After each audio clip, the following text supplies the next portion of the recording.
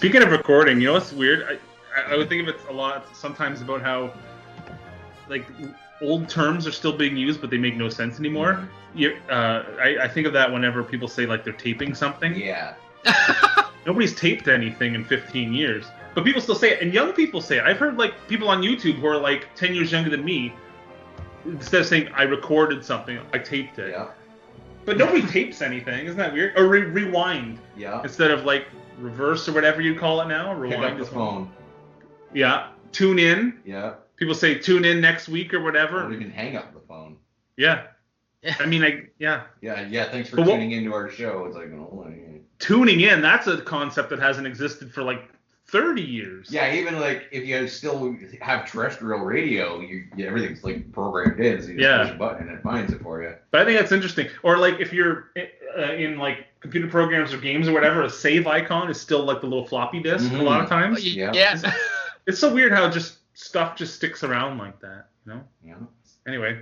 All right, everybody, this is the Basement Vagrants podcast, coming actually for the first time in a couple months. We're back.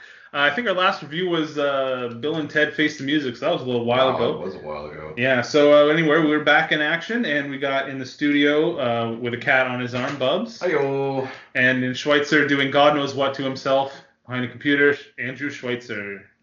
Hey, it's great to be here because on the last episode, you said that I couldn't be... That's right, I wasn't here because you guys said that I had to go to my friend Jeffrey Epstein's island.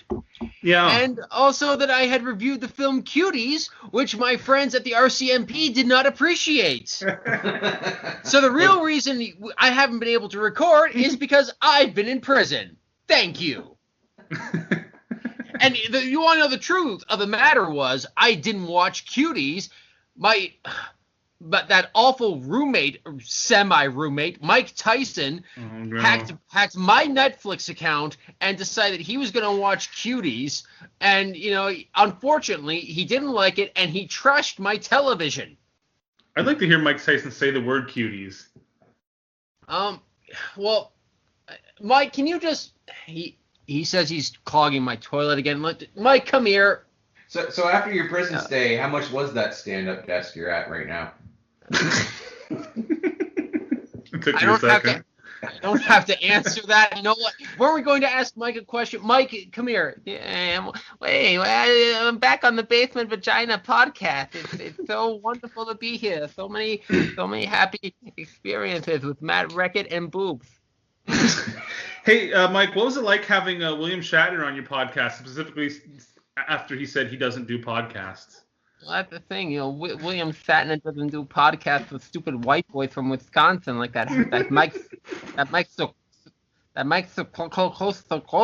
I can't say his name. It just makes me so frustrated. But I like to. But William Shatner's a good guy. I loved how he played Captain James T. Solo in Trek Wars or whatever.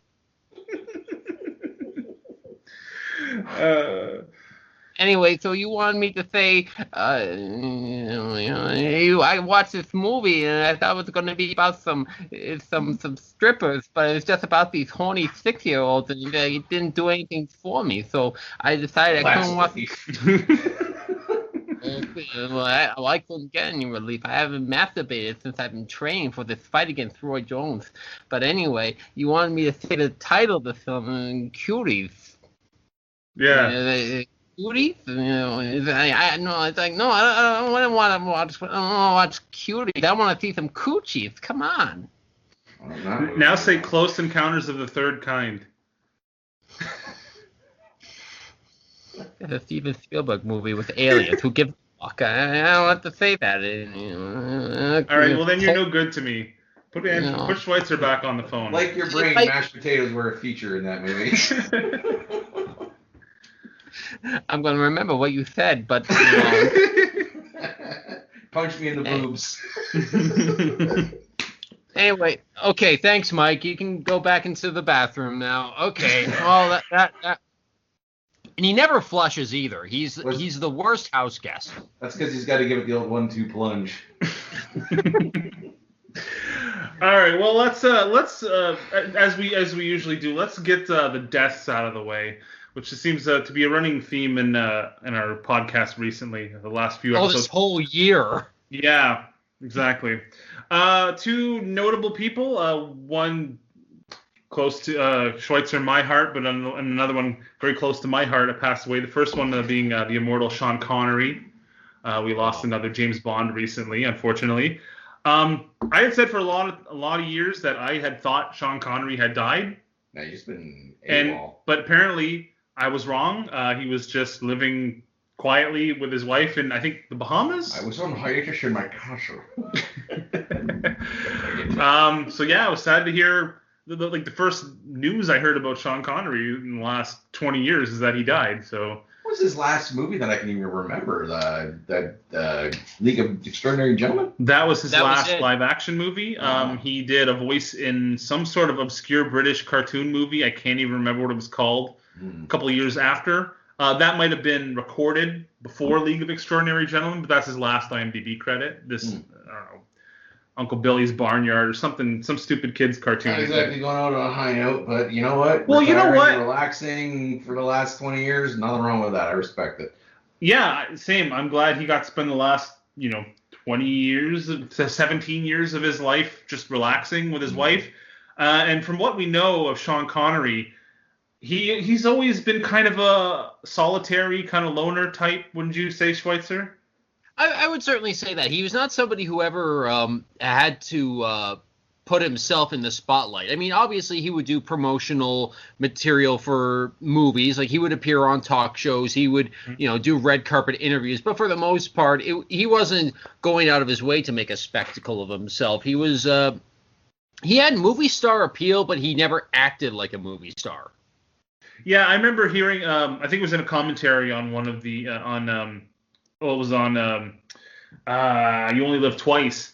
I don't know if Barbara Broccoli or one of the producers or something was talking about when that movie premiered, when that movie was filming in Japan, Sean Connery was being mobbed with fans like constantly because he was such a big hit. That was You Only Live Twice, and I said that. No, you said. I thought you said Never Say Never Again. No. Oh, okay. Sorry. It's okay. But I remember reading about that too when I first started getting into Bond, and the reason that he wanted to stop being the character was because during the press conference in Japan, all the reporters were not calling him by his name; they were calling him James Bond. That's funny. And he was being mobbed all the time. A photographer tried to take a picture of him while he was going to the bathroom, and he had enough of that. He said, this is my last James Bond movie. I want to be more than just this one character. Yeah, well, I bring up that incident because I always got that sense that Sean Connery, although he probably liked being a celebrity he never really craved the spotlight. I don't think he was always kind of shied away from,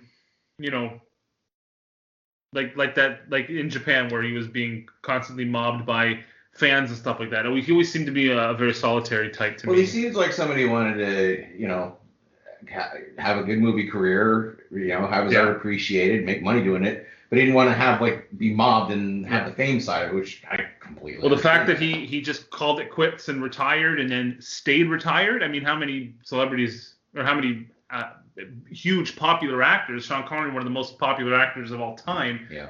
How many can say they can do that? Well, I think it's smart too because you kind of maintain your dignity too. You get so old and it's just like if you can't do it anymore, you can't do it, or you just don't feel like you want to do it anymore, you can't. Then you don't want to be looking like the sad old man on. Yeah, you don't have your crystal skull moment where it's like. Harrison Ford should have stopped about 15 years ago.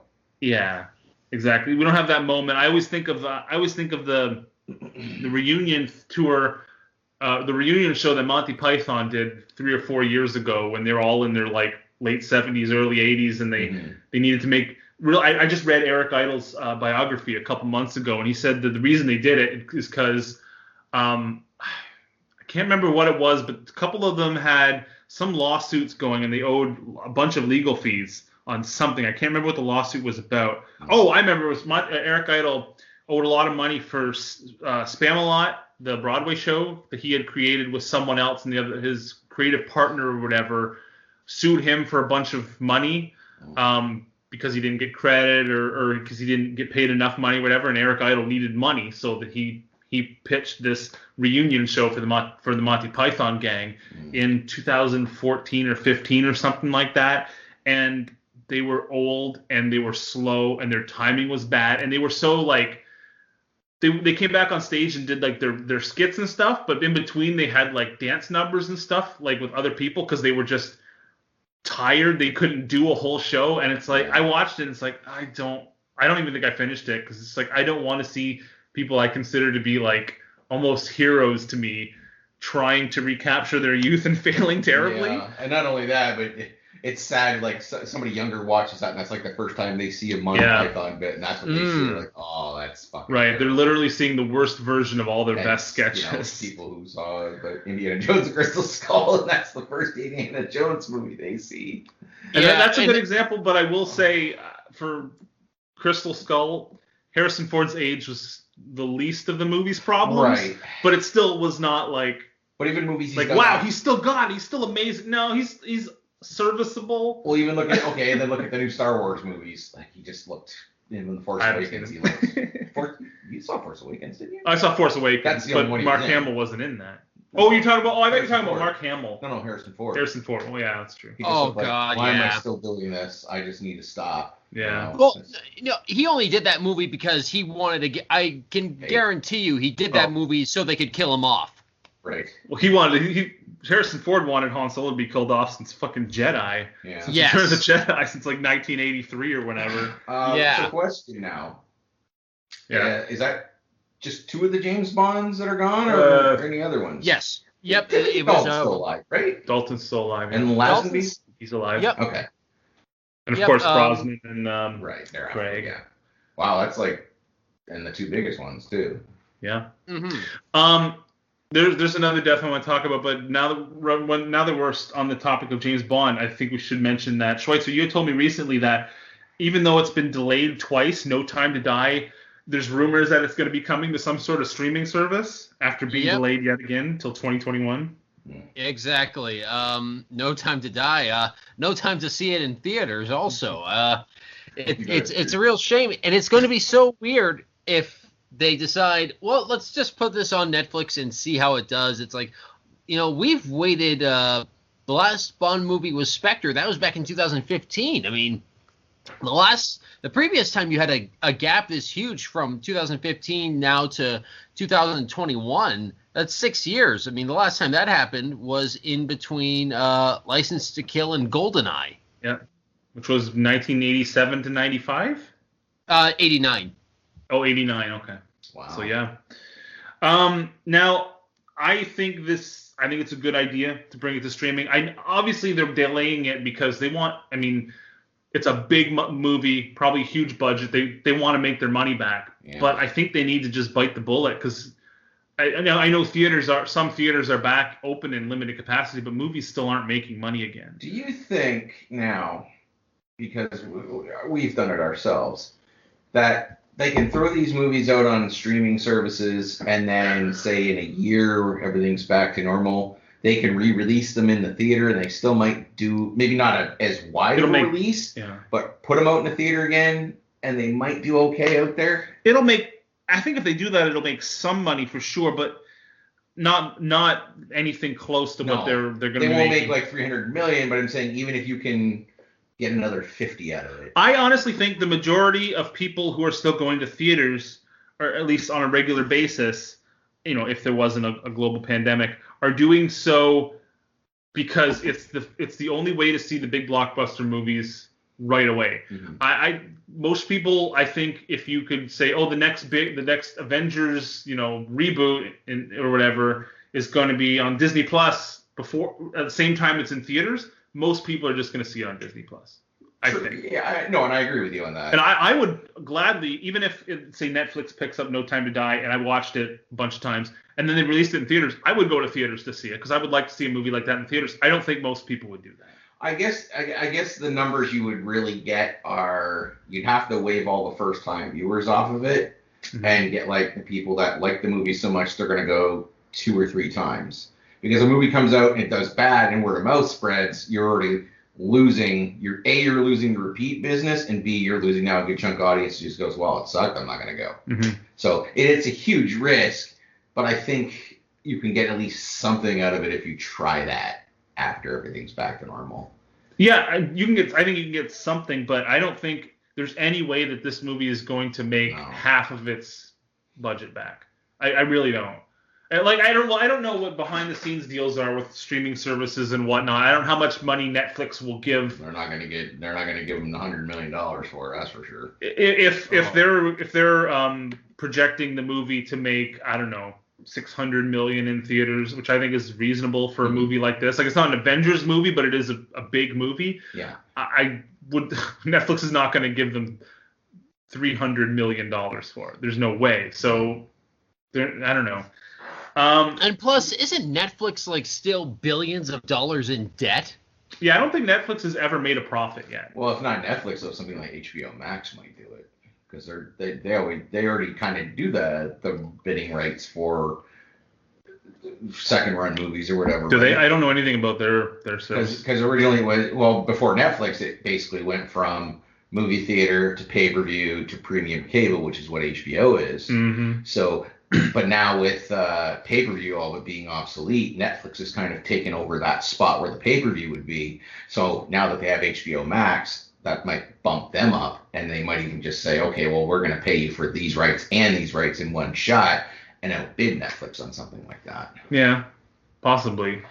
I was against this practice when they did it with Mulan, but if Netflix did a thing where No Time to Die is available to Netflix viewers who pay an extra $20 to see it, yeah, I would be for that. I want to see the movie, and normally I don't like that, because I think if you pay a set fee for your movies, that's it. You should get everything for not for free, but for your monthly payment. But I guess if this is going to be how we're going to see the new big blockbuster movies, I guess I'm okay with it now, because what else are they going to do?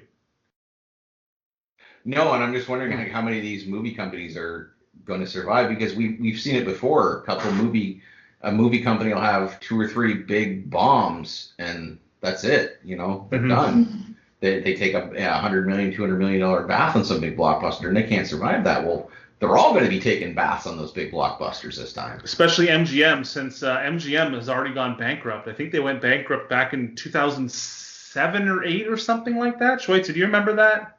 I can't remember that, but I do remember that it wasn't that long ago, really. It was before Skyfall, because I remember reading stories online about how the next Bond 23 or whatever it was, might be canceled because MGM went bankrupt and then they came back. So that might have been in 2008. I think that's around when it was. Yeah. Yeah. Well, yeah, they probably would be, because that's when the big financial collapse happened. Yeah. And then now the question for that is, during 2008, they did the whole too big to fail thing. A lot of big companies got bailed out. I don't see that being something a government's going to do to help out Hollywood. Especially California can't afford it. So I don't know. This prompted a lot of thinking with me about how about theaters. I am still of the opinion. I mean, we've been saying it for years now, but I think this is really the death knell for theaters. Yeah. At least big chain theaters. At least, yeah. There's no way that big theaters chains are going to come back after this. I don't think. I was talking to Schweitzer a while ago about, I think I had this idea of, well, it's not my idea, but there's a theater I think it's in Texas, called the ArcLight, and it's kind of it's a not a big chain, it's a independent theater, but it's gotten a lot of notoriety within film fans, because it's kind of a luxury experience where you go in and you watch a movie, but they serve dinner. Mm-hmm. Like, instead of movie seating, there's like tables and stuff, and you get like, wine and baked spaghetti and whatever, and you're eating dinner while watching a movie. Mm-hmm. It's expensive, but it's kind of like a luxury thing. I think if some theaters maybe pivot to something like that, I could see that, because I would go to that. Now I wouldn't go to it to see a new movie that I really want to pay attention to, because if an a new movie comes out and I'm really interested in watching it, I just want to sit and watch it. I don't want to be in a room with 50 other people all slurping spaghetti and whatever. But hey, I want to go out to dinner and they're showing Indiana Jones on the big screen. Yeah, I would love that. Go eat a nice dinner and watch a movie that I know I love that I don't really have to focus on. I would be all for that. I think maybe they should do something like that because, like, I would like to know the how much money theaters are making now and how many people are going back to them because I can't imagine it's. I hadn't even really looked in to see what's open and what's playing. Like, are the ones in Windsor even open? Yeah. I haven't gone, but I check the app sometimes just out of curiosity. What are they showing right now then? Right now, just out of curiosity, I can pull it up and just. I'm actually looking up what my local Cineplex is going to be showing. Stand by. I imagine they're showing Tenet. Maybe I think they are doing more like older movies re-showing. Tenet was supposed to be like a theater chains were counting on this to bring in people, but I don't think that's really going. No, I think it was like one of those too smart for its own good movies. There's a movie called I've been seeing trailers of this on YouTube called Freaky. It looks really fucking terrible. There's the re-showing Guardians of the Galaxy, a couple of the Harry Potter movies, Toy Story, and then just a bunch of movies I've never heard of. They're advertising Wonder Woman 1984.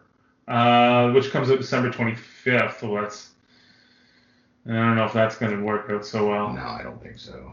So there are new movies, just nothing huge right now. Yeah, nothing that's getting any marketing at all. Oh, there's a sequel to The Croods. Remember that? The Croods? Oh, God. I was like, what? The voice of Nicolas Cage. That's the only reason I know it crude, for. I'm a drawing. Why don't I look like piece of shit? It's about like cavemen or something. It's like a Toy Story. Hello. Here's something that's going to put butts back in seats in the theaters. Let him go. The title? No, even better. Let Him Go, a movie starring Diane Lane and Kevin Costner.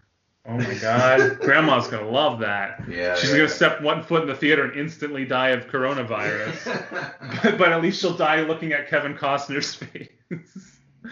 Let's just hope he's not doing another bad accent like he did in JFK. Holy shit.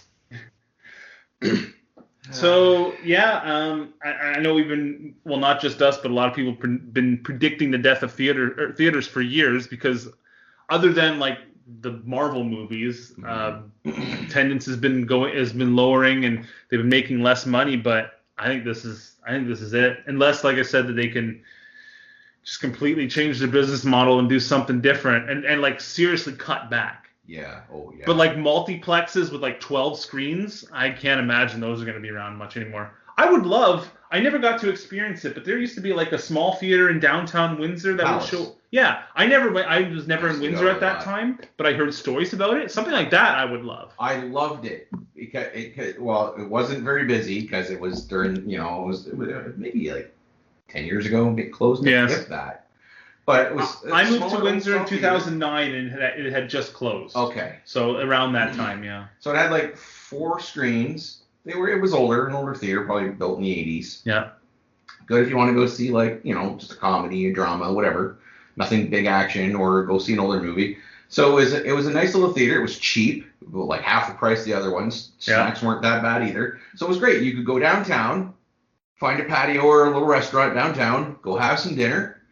Go to the movie, come out of the movie, go have some drinks. It was a great night out downtown. Yeah. It was an awesome little theater. I would love something like that. And a good little arcade in there, too. I would love something like Star Trek that. Voyager game in there, actually. There's a Star Trek Voyager arcade game? Yeah, when we actually sit in it and shoot and all kinds of shit. Yeah, it was awesome. Oh. Yeah, no, I'm looking it up now, too. It was a PC game back in the day. It was like a Borg attack, and you had to like shoot the Borg with like this. Like, oh my God, Star Trek Voyager, the arcade game. Yeah, man. Holy shit. They had it there. Oh. We're going to be talking a lot of Star Trek later on, and don't worry, listeners, we'll give you a heads up so all you normies can tune out when we talk about Star Trek. No normal person listens to this show. It's true. So yeah, one thing quickly I want to mention, kind of bummed me out for a few days, is the death of Alex Trebek. Me too, man.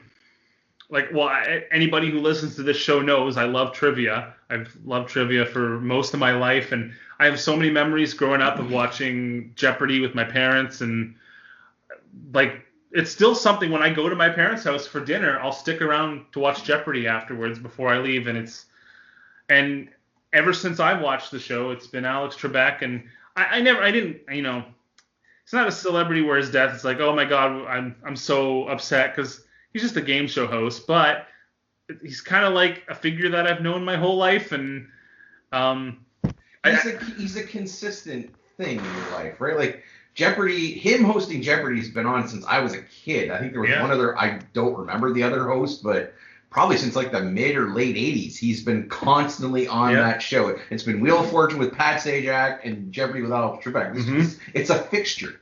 Yep. Yes. So it's like it's a major life thing, really, because now it's not there anymore. It's somebody if you were a loyal watcher of Jeopardy throughout the years, it's someone you see 5 days a week for your entire life. And from what I've heard about stories about him and people that knew him, he was just a very nice and sweet man, family man, and took his job. I've seen interviews with him since he was diagnosed with pancreatic cancer, I think. Yeah. Talking about his life and his career, and he strikes me as a very humble and dignified man, but he always took his job very seriously. He's Canadian. It's true. Didn't he renounce that though? I think he became an American citizen. You don't fully renounce it. I think if you become an American citizen, you renounce your Canadian shit for tax purposes. Honestly, that's why a lot of them do it. Yeah. Yep. But so I miss seeing Alex Trebek. Schweitzer had told me that there was a rumor going around about the replacement host. Yeah, this was one that actually I was seeing a few months before Mr. Trebek passed away, but when I saw it, I was actually very excited, and the talk is, and these rumors are even stronger now, unfortunately, since Alex Trebek died, but that the replacement will be LeVar Burton. Is that confirmed, or is that I heard there was a petition. I didn't hear it was confirmed. It has not been confirmed yet, but there are petitions. LeVar wants to do it. He says he's incredibly honored by all the support from people, and we just have to wait and see, because you have to remember, Trebek taped episodes like just up to 10 days before he died, and so those are good all the way through Christmas. His final episode is going to air on Christmas Day, and after that, it's kind of like, well, they'll probably air reruns for a bit, but by the time the new year comes around, they're going to have to make up their mind about what they're going to do.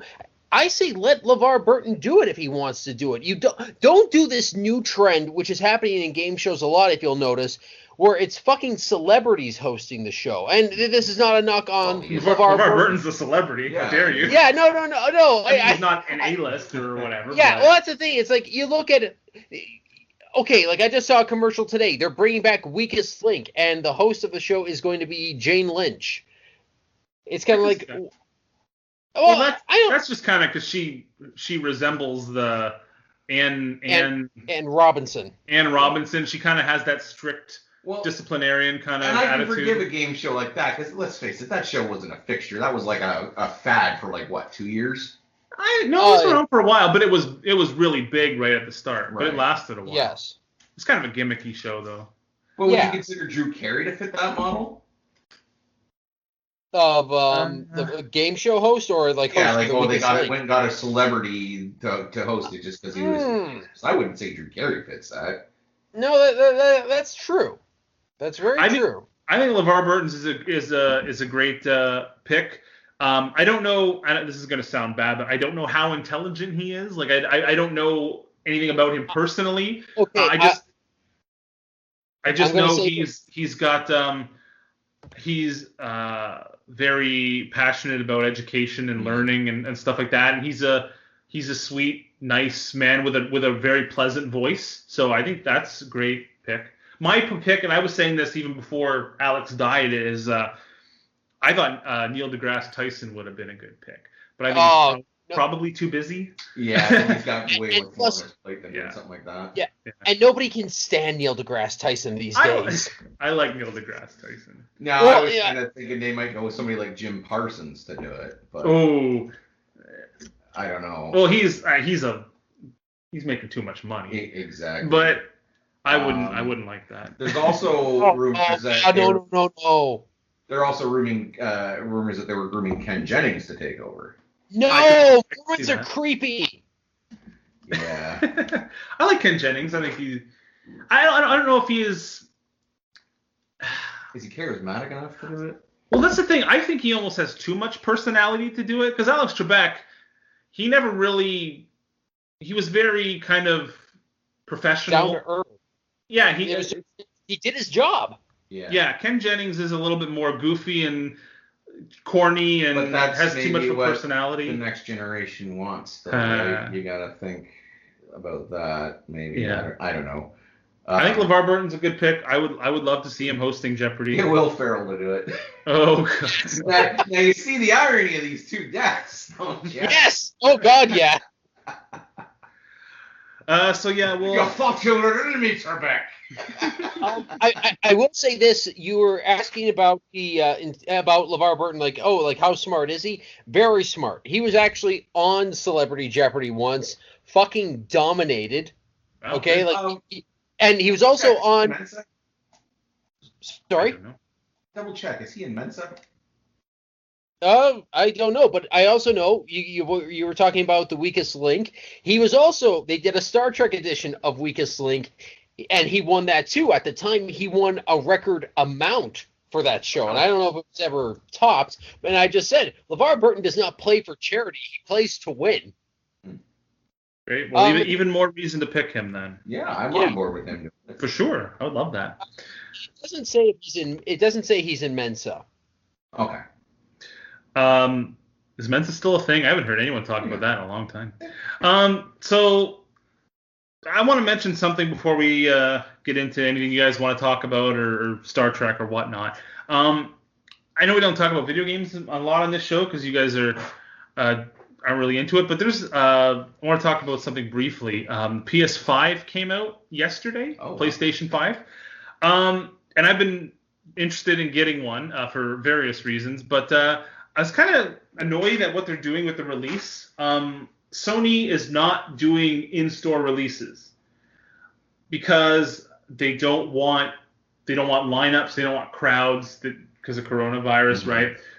Which I guess I can see that's maybe a good idea. But what they're doing, it's been bugging me, is they've been doing online orders only, but first come, first serve. So when they launched it yesterday, they launched it at 12 a.m. And the only places you can buy it, as far as I know, at least the only places you can order it online are Walmart's website and Best Buy's. And for like a half an hour, Best Buy's website was basically crashed, shut down, because I couldn't get through because there's so many people ordering it. And by the time I could get through, they were all gone. Yeah.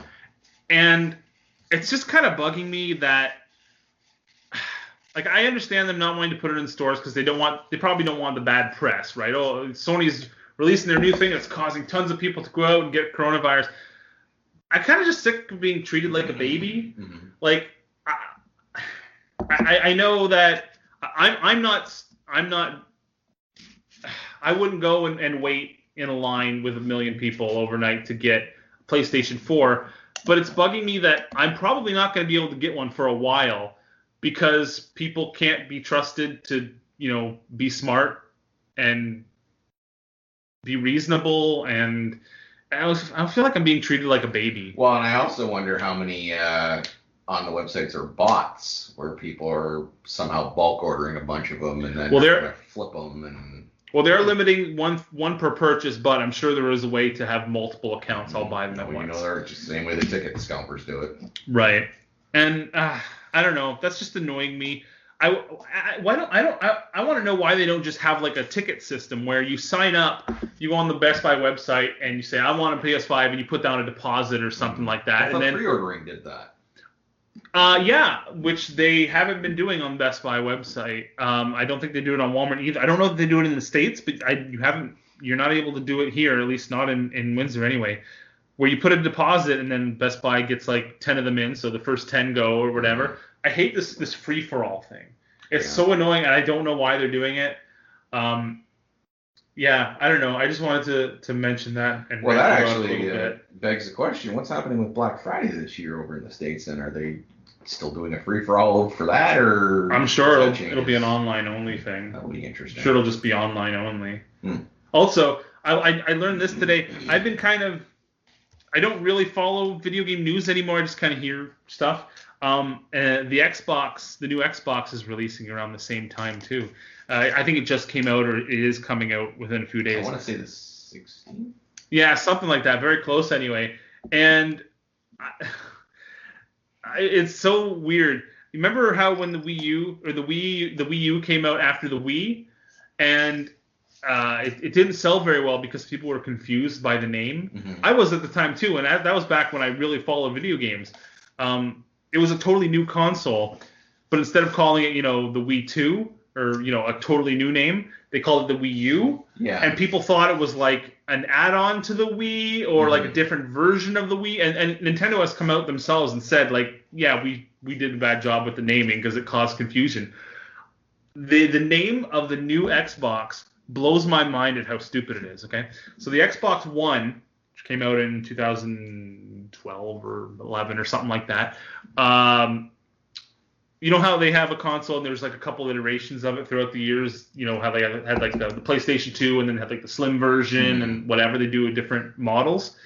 The Xbox One was the last Xbox console, and then so they had 3 generations of that. The Xbox One, the Xbox One S, and the Xbox One X. Okay? Sure. So if that's not confusing enough, the new Xbox came out, totally new system, like way improved over the last one. You know what they're calling it? There's 2 models. It's called the Xbox S and the Xbox X. Fucking hell. So the last generation was What? Xbox One, Xbox One X, and Xbox One S, and the new console is the Xbox X and the Xbox S. What the fuck? Like, I can't. Oh, okay, but there. That's Who's so on third? confusing. That's so confusing, I mean, isn't it? I love how PlayStation does it. Just go up the next number. Exactly. I think it's uncreative, but it's easy to follow. You'll never fucking forget. It's easy to follow. I heard that, and I'm like, I can't believe they are making that mistake after the debacle with the Wii U. And another thing, I think this generation of consoles is going to be interesting because also, right, Microsoft, the Xbox is their big exclusive franchise, or the Halo games, the shooter games, Halo series, the massively popular series. It's the big one for Microsoft. Right before the release of the new Xbox console, they delayed the release of the new Halo game until next year. So now it's launching without the big franchise that every Xbox owner loves. Isn't that also a problem with the Wii U too? So there was right at launch there was hardly any games. There wasn't many, but at least it had a Mario game. Oh. The Wii U launched with New Super Mario Bros. U, so at least it had a Mario game. And the Nintendo Switch launched with a Zelda game. So like, and I don't think Sony has an exclusive. Oh, they have their Sackboy game, which is one of their BC tier, but at least they have an exclusive. But I just thought it was so unbelievably dumb that Microsoft is making these decisions. Like, I know you guys don't know about video games, but like, no. How confusing is that naming strategy? I could not get over how dumb that was. Well, that's like that's how they did Windows. It went like Windows 2000 to XP 7 to Vista to like what? Vista 7, 8, right. 10. Yeah. Yeah, exactly. What the fuck is going on? Well, we want to be more. Well, it actually went from Windows 3, 3.1, 95, 98, ME, Windows 2000, Windows XP, Windows Vista, Windows 7, Windows 8, Windows 10. It's so crazy. So that's a good point. Microsoft have never been very good at naming things. The next one just call it Microsoft Pi and just 3.14. Well, hey, Nintendo learned its lesson after the Wii U. They called their next console the Nintendo Switch. Right. Completely new name. Yeah, which is, they were doing that. Like, it went from, like, 64 to GameCube to Wii, like, constantly changing it, right? Like, yeah. So, anyway, I'm trying to get a PlayStation 5. I signed up to Best Buy. There's like a notification when PlayStations are available again, but they didn't send me an email when the PS5 was first available. So I assume I'm just gonna Amazon's not doing it. Amazon. If you look at Amazon, type in PS5, they're selling. It's there's listings on there for PlayStation 5s for like $1,000, $1,500, but they were doing that before the launch. Oh, yeah, I wouldn't trust that. And it's not like Amazon selling. It's like some third party like electronics retailer. So who knows? I wouldn't trust those at all. I know in the US you can get it at GameStop, which the Canadian equivalent is EB Games, but I looked on their website and there's no way to buy it. So unless you go in and personally pre-order it, but I don't know. I just feel annoyed that I'm not going to be able to get it probably until next year, because I mean, the closer we get to Christmas, the harder it's going to be to get them. So just annoying. I'm kind of sick of coronavirus rules and regulations and stuff like that. I get it, but I don't like it. You know? Anyway, do you want to get into the Star Trek portion of the show? Sure. Yes, make it so. Before we start talking about my trek through the first two series of TNG, I want to mention something Schweitzer and I did that I don't think we ever talked about on the show. We made a bet. Oh, yes. The bet. Now, Schweitzer and I are both big fans of the Joe Rogan podcast, and we were talking about theorizing that before the election, Donald Trump would do an episode of Joe Rogan's podcast. This is my idea. I really thought it was going to happen.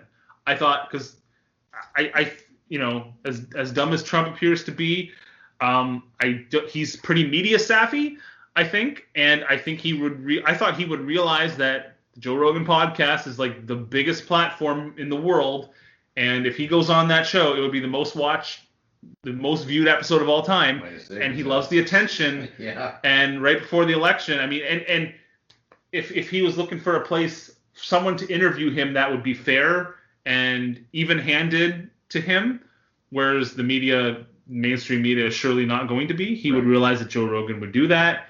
And so I was convinced that Trump was going to be on the podcast. So much so that I made a bet with one Andrew Schweitzer that Trump was going to be on the show before the election.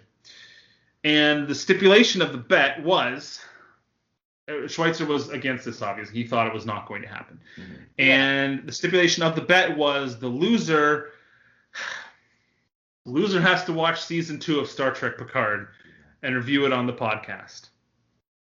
And it looks like that's going to be me.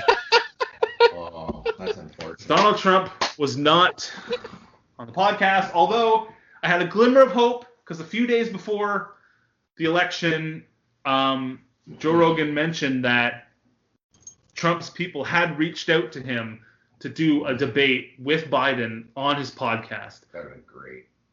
That would have been awesome, but Biden's people never agreed to it. Right.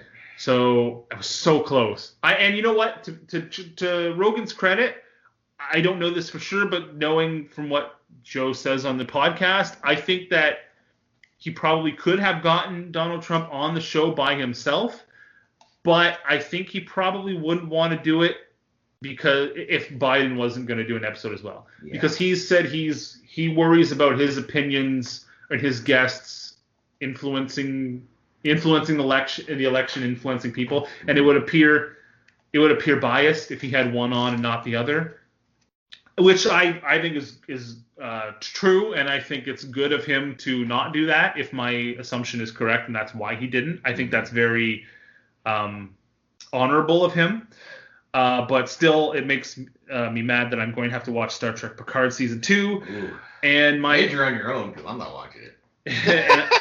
My only hope is that, sorry, I have to say it, but my only hope is that Patrick Stewart dies, and his last wish is that CBS not show season 2 because he hates it so much. Maybe they haven't filmed it yet. No, I'm pretty sure they filmed it. Oh, I don't know for sure, but it's been long enough. I'm pretty sure they filmed it. He's an android now. I know. But he's the same age. Right. And they specifically programmed his new android body to have no benefits that an android would possibly have. It's like somebody said, that is like giving Geordi a visor that still makes him blind. Yes. Yeah. Exactly. It's so true. I just love to hear that writer's room. I'd love to hear that writer's room. It's like, we're gonna make Picard an android. Okay, wait, was it gonna be able to do new things? Is it gonna be able to live longer? No, it's basically the same. He doesn't have to do anything. What the hell is this supposed to be? Some sort of allegory about trans rights or something? Probably. No. And it was like, I'm an android in an old white man's body. It's just, oh god. Why am I getting upset? Everyone's gonna have to watch this. So. And you know what? This is what I wanted to talk about. I recently rewatched season 1 and 2 of Next Generation. Every single episode. Okay. And I don't know if you remember the episode The Schizoid Man, where Data meets a scientist who dies and has his consciousness transferred into Data's body. That's right. Remember at the end of that episode, Picard gives a speech to the scientist in Data's body saying, you cheated death, you extend your life at the expense of another. At the expense of another. I'm trying to find the actual. You have usurped your life in exchange of another. Graves, give Data back. Data is dead. No, he must not be lost. See, look what you got me started. But yeah, in that episode, he specifically. Now, it was more of an angle of he sacrificed Data's life to save his, but he still says you cheated death by putting your consciousness into an android. Picard was against that in that episode. Yes, but in the Alex Kurtzman Star Trek universe, the show never existed. Right, only the movies existed. Right, exactly. But I watched that episode. I was getting mad.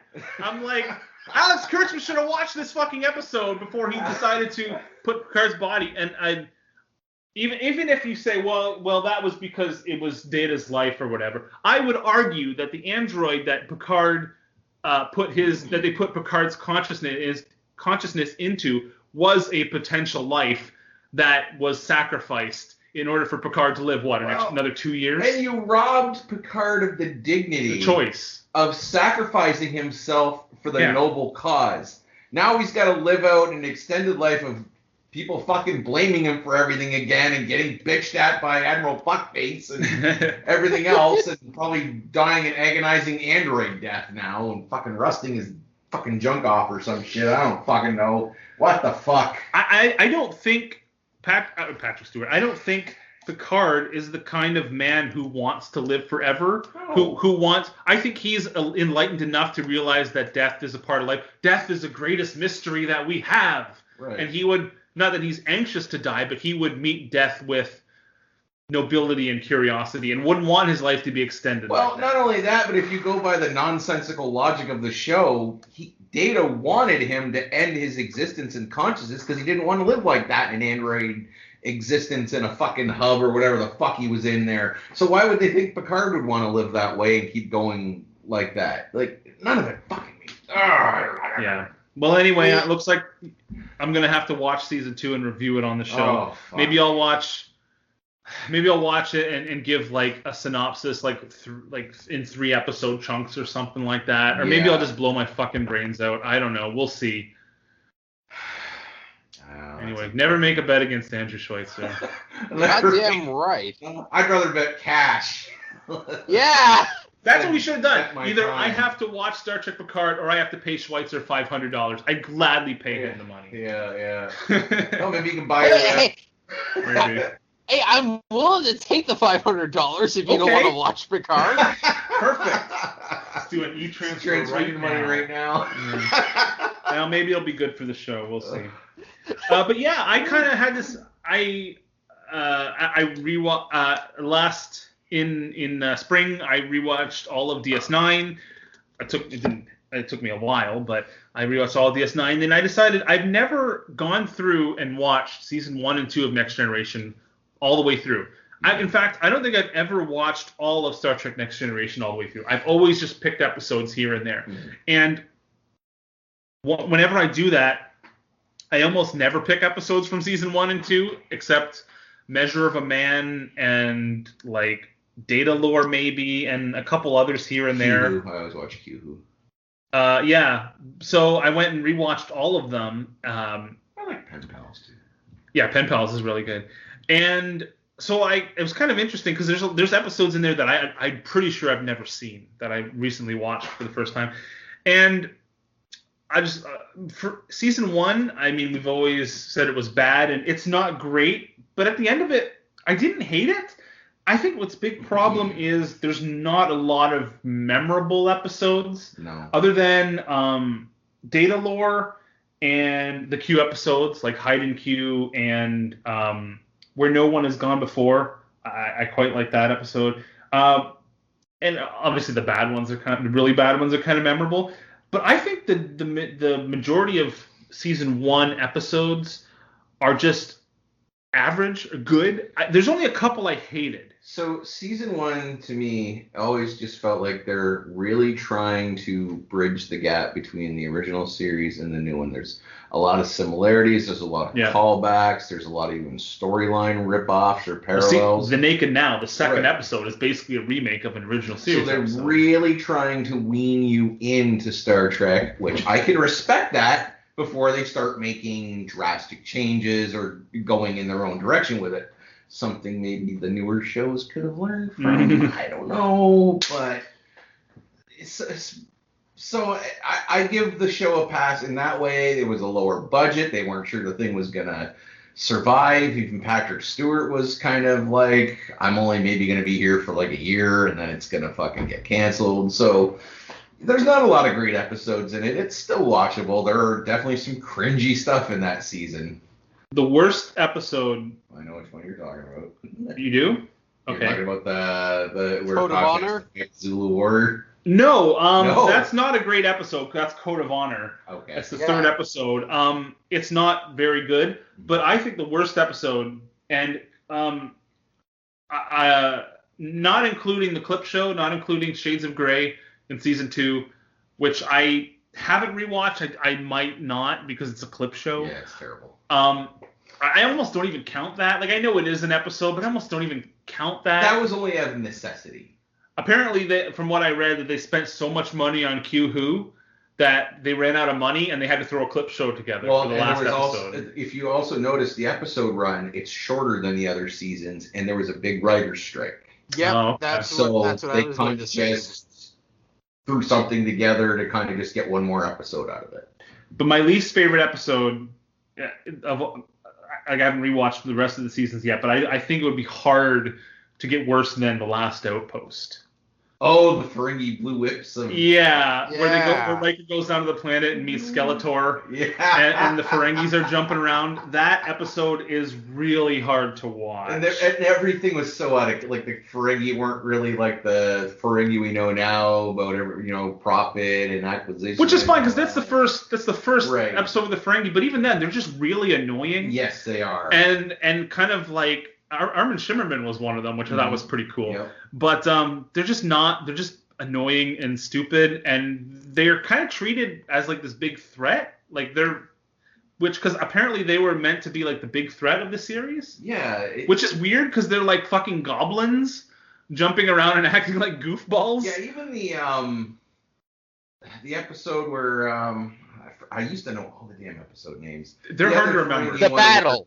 Yes, thank you. You know which one I'm talking about, where he gives the gift to Picard. Yes, I kind of like that episode. Yeah, but I mean, like, the Ferengi were, again, treated as, like, this huge battle threat and warrior threat that the Federation constantly got into scrapes with, and they were worried about getting into skirmishes with them, and then by the time DS9 rolls around, like, you're lucky if the Ferengi ship had a phaser on it, you know what I mean? Yeah. Like, it was all like, I know. We traded for this or we traded for that. Like, weapons was never their thing by that point. There's a nice line from Nog in DS9 where he mentions that Ferengis had to buy their warp drive technology from another race. Like, they're not even good enough to invent their own technology. They just buy it from other races. So if you were to watch, like, say, DS9 first and see all the Ferengi on there. Which I did. I watched all DS9 before I ever watched this episode of TNG. And then you go back and you watch season 1 of Next Gen where Picard and the Stargazer got outwitted by another Ferengi captain in battle. You're like, what the fuck? Yeah. There's a lot of episodes in season 1 where Now, is this true, Schweitzer? This is the feeling I get. I don't know if it's true, but it would make sense. Did they reuse scripts from the original series? or It ideas does for feel the like original that. series? Because it feels like a lot of these episodes are TOS episodes. I'm pretty sure I really feel that way.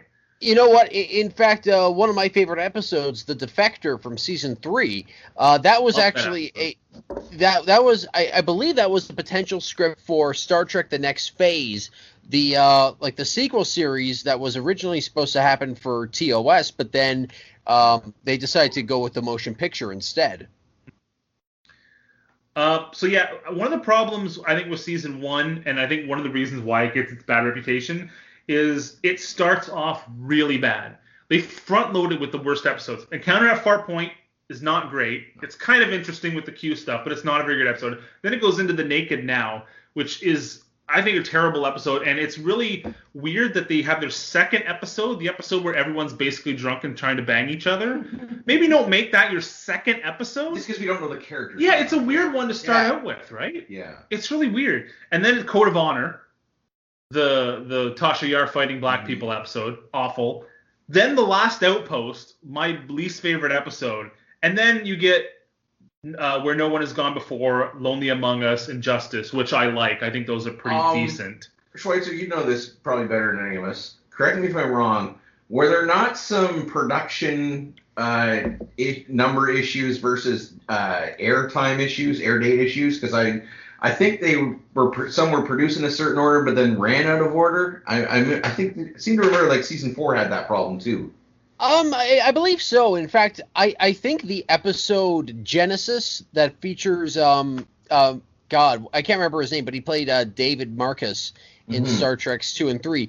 That episode, I believe, was produced after the episode where Tasha is killed, because towards the end of the episode, you can actually see her waving at the camera as the doors close, because that was her final scene that she was filming.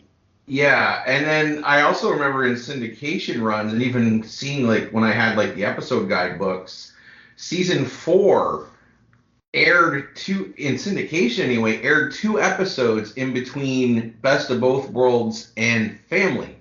Oh, wow. Because I think the production numbers are out of whack or something on there. So that always weirded me out. Like the first couple times I saw that, I was like, why are they doing this like 2 episodes after Best of Both Worlds when there was shit that went down in between? But yeah. So I'm wondering if that was kind of the case in season 1, where some of these episodes were maybe meant to air later in the season, but because of the production number on them, they just got shoehorned in earlier. Quite possibly. I mean, I don't know that aspect of the behind-the-scenes info, I'm afraid. Yeah, again, this is all stuff I used to be like diehard into when I was like in my teens. But so then I think the season progresses after the first 4 episodes being terrible, with a lot of episodes that have a good idea that just weren't executed super well. Like I like The Battle. Hide and Q is a great episode. Haven, the one where Troy meets her prearranged husband, I think is pretty good. The Big Goodbye, that's like a holodeck episode, which is okay. And like Datalore, I think is probably the best episode of season 1. And then Angel 1, the female planet one, decent. 11001001. I think that's a pretty decent episode. Too Short a Season, I think, is a great example of an episode that has a great idea that's just not executed very well. 11001001 was actually a very progressive episode because there was no gender and they were all non-binary. Yeah. Oh, wait till we get to this episode that we're going to talk about. I think Too Short a Season. There's 2 episodes, Too Short a Season and When the Bow Breaks. I think those are both good concept episodes that just they need a little something extra. I think that's a lot of episodes. And again, Home Soil, the same one where they're terraforming the planet and they find that microscopic electronic organism, whatever. There's a lot of these good episodes that they just need something extra. Where you think if they were like produced and written in season 3, they probably would have been fleshed out a little better. They would have been a lot better. Excellent. So I'm not going to go over every episode, but I just want to say, I think to sum up, season 1 to me is like a 6.5 out of 10. Most episodes are actually good, just not real. There's only 2 that are great. I think Datalore and Hide and Q are great. The rest are just okay. So I don't hate season 1. I kind of like it. And then season 2, I think, Schweitzer, you've always been a proponent of season 2 not being very good as well. Is that true? not to the standard of TNG that we're certainly used to with season 3 and beyond that. Mm-hmm. Well, it's definitely season 3 to 6. 7. The prime. Oh yeah, yeah. Are the prime. 7's good for sure, but it's 7's good, but you can also tell that they're starting to run out of ideas. A little bit, yeah. This is what I've said. Go back in season 7 and look at how many episodes that season involve a crew member's family. Look at Descent.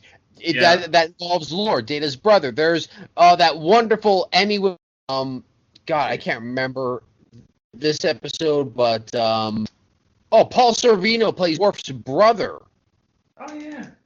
Great episode. You've also got an episode where Damon Bach is targeting Picard's son that he never knew about, and it's like, oh my gosh, like what is with like maybe family is the theme of that season. Brother? No, that's he had a human brother. A human brother. Right, yeah. This was a Rozhenko. Yes. Right, yeah, forgot about that. Yep, and no, like just a lot. Mike Stoklasa would disagree with you. Did you watch the latest TNG? No, Rich Talk TNG? Why are they doing this again? He hates parallels. Really? He thinks it's like the worst episode. Why? I think that's one of the best episodes. It's one of the best ones of season 7. His reasoning is that introducing the fact that there's millions of parallel universes cheapens everything they do. Mirror universe. Well, I was going to say a fucking thing, and always. It's not like the concept of multiple universes is something they just introduced in parallels. They do it all the time. Right. And they didn't exploit it, at least. It wasn't like they were like, oh, we got to figure out how to jump to each universe, and they didn't dig too deep into it. They were just basically saying that he's phasing in between them, and I was fine with that. And what's funny is in another, I don't remember which video, but in another Red Letter Media video, Mike mentions that he really likes the episode of Voyager where there's the two Voyagers on top of each other, and then the one Harry Kim dies and goes over to the other universe. Yeah. Shouldn't he hate that episode? Right? Yes. But he specifically said he likes that episode, so I don't understand why he has such a hate boner for parallels. I don't know. I thought I really liked this. I think he said at one point, oh, well, this person died. Oh, well, they can just get them from another parallel universe. Well, no, they never do that because it's so risky to do that. Like, if you did that, you could possibly break down the barriers between quantum realities. Remember that scene where like there are like 380,000 enterprises in one sector alone? Yeah. It's kind of like, oh my God! Like, imagine if that did happen. But suppose it broke down during the middle of a Borg invasion, and now you've got all these thousands of Borg vessels showing up. Mm-hmm. Like, yeah, I think they did it just lightly enough where they didn't get into that sort of problem of trying to explore all the other universes and making it a big thing and a running thing in the show. And because if you remember, at the end, Worf was the only one that actually remembered it even happening. So it wasn't even like the whole crew's like, oh, we gotta, oh wow, parallel universes and blah blah blah. It was one of those moments again, like Tapestry, were like, did he really happen, or is he just making this shit up, right? Mm-hmm. Yeah. So I don't get his hatred for that, but whatever. So anyway, season 2 to me, I just completed it today. Actually, like I said, I didn't watch Shades of Grey, but I'm almost not even including that one. There's only 3 episodes in season 2 that I dislike, and I don't hate any of them. So I think season 2 is a massive upgrade. I thought it was great. I really liked it. There's a lot of really memorable episodes, a lot of classics in this one, like Elementary, Dear Data, Measure of a Man. Maybe my favorite episode of all time, Measure of a Man. At least it's in my top 5. Pen Pals is a fantastic episode. Mm-hmm. I really like The Emissary. Yep. With the female Klingon, who I just learned today. Right. The actress who played her was the actress who played the female Q on Voyager. Oh.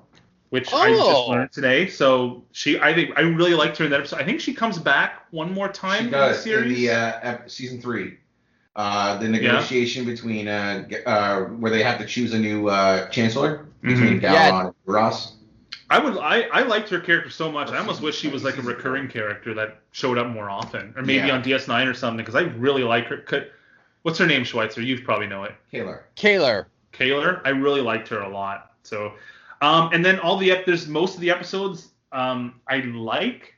I don't think the only bad episodes that I'll mention. One, I kind of want to do a little bit of in-depth because I never seen it before until recently, and I think it's absolutely bizarre. So the only ones I don't like in the season are the Dolphin. That's the one where Wesley falls in love with the princess. Right. And then they turn into big, goofy Halloween monsters. Any Wesley episode is going to be on the fence. I will say Wesley in season 2 is not bad. Right.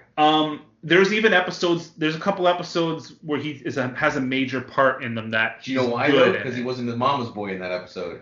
Yeah. And I'm sorry. Before we go into this, am I in the minority in actually tithinking that I kind of like Pulaski better than Crusher? She got a bum rap, Pulaski. I definitely think she did. I liked Pulaski a lot. I think it's hard. I want to say I like Pulaski better, but maybe it's just hard because you only get one season with her, whereas we get 6 with Beverly Crusher. And it's not like I'm in love with the character of Beverly Crusher, but I feel like we spent more time with her, so I kind of like her more. But I think Pulaski is a more interesting character. I do, but at the same time, I think Pulaski did more in that one season than Crusher did in 6 seasons. I mean, outside of fucking a ghost and being Wesley's mother and, kind of a boner tease for fucking Picard, what the fuck else did she do in the whole series? I love how she butts heads with Picard. Yeah. Like, she's very, stubborn and old school. Like, I've said to you before that I think they basically wanted another Dr. McCoy. Yeah, and she had a good rapport with Worf, too, I thought. Yeah, Worf for sure.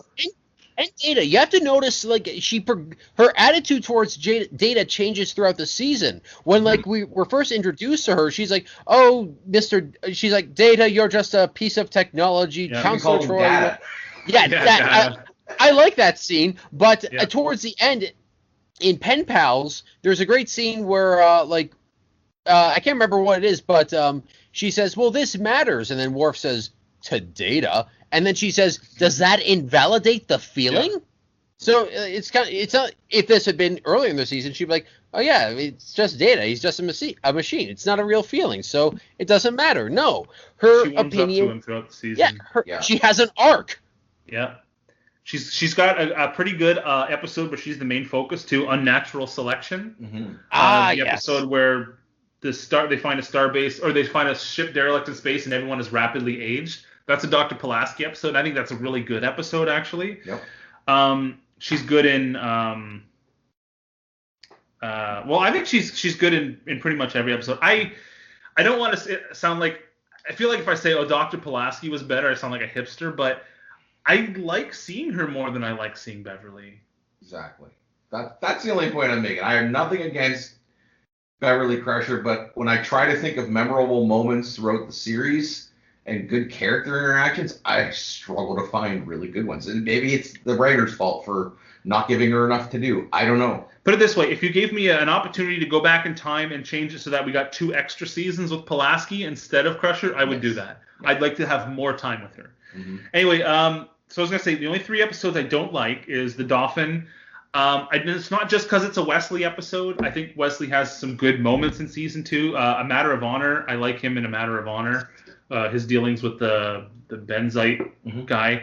And I think there's a really good scene, a really good scene with him in that episode where the Benzite, he makes that mistake and doesn't tell Picard about the organism he finds and he loses confidence at the end, and Wesley kind of gives him a pep talk and convinces him to, not give up. And I think that's actually a really good scene with Wesley. The episode, I don't know which one was the one where, I don't remember the name of it, was the one where he and Picard have to take that 6-hour shuttle ride to the starbase. Samaritan Snare. Samaritan Snare, a pretty good episode. But those scenes with him and Picard are really good. I really like Wesley in that episode. So he's better in season 2. In 1, he's insufferable. He's just a brat. Yeah. So the other episodes I don't like are The Outrageous Akona. Yeah, I don't care which, about that either.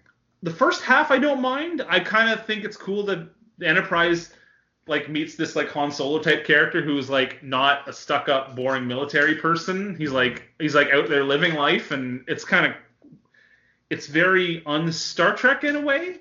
You don't see characters like that a lot in Star Trek, which is cool. But I don't like the second half, especially. I hate how the episode ends. You remember how the episode ends? Not really, no.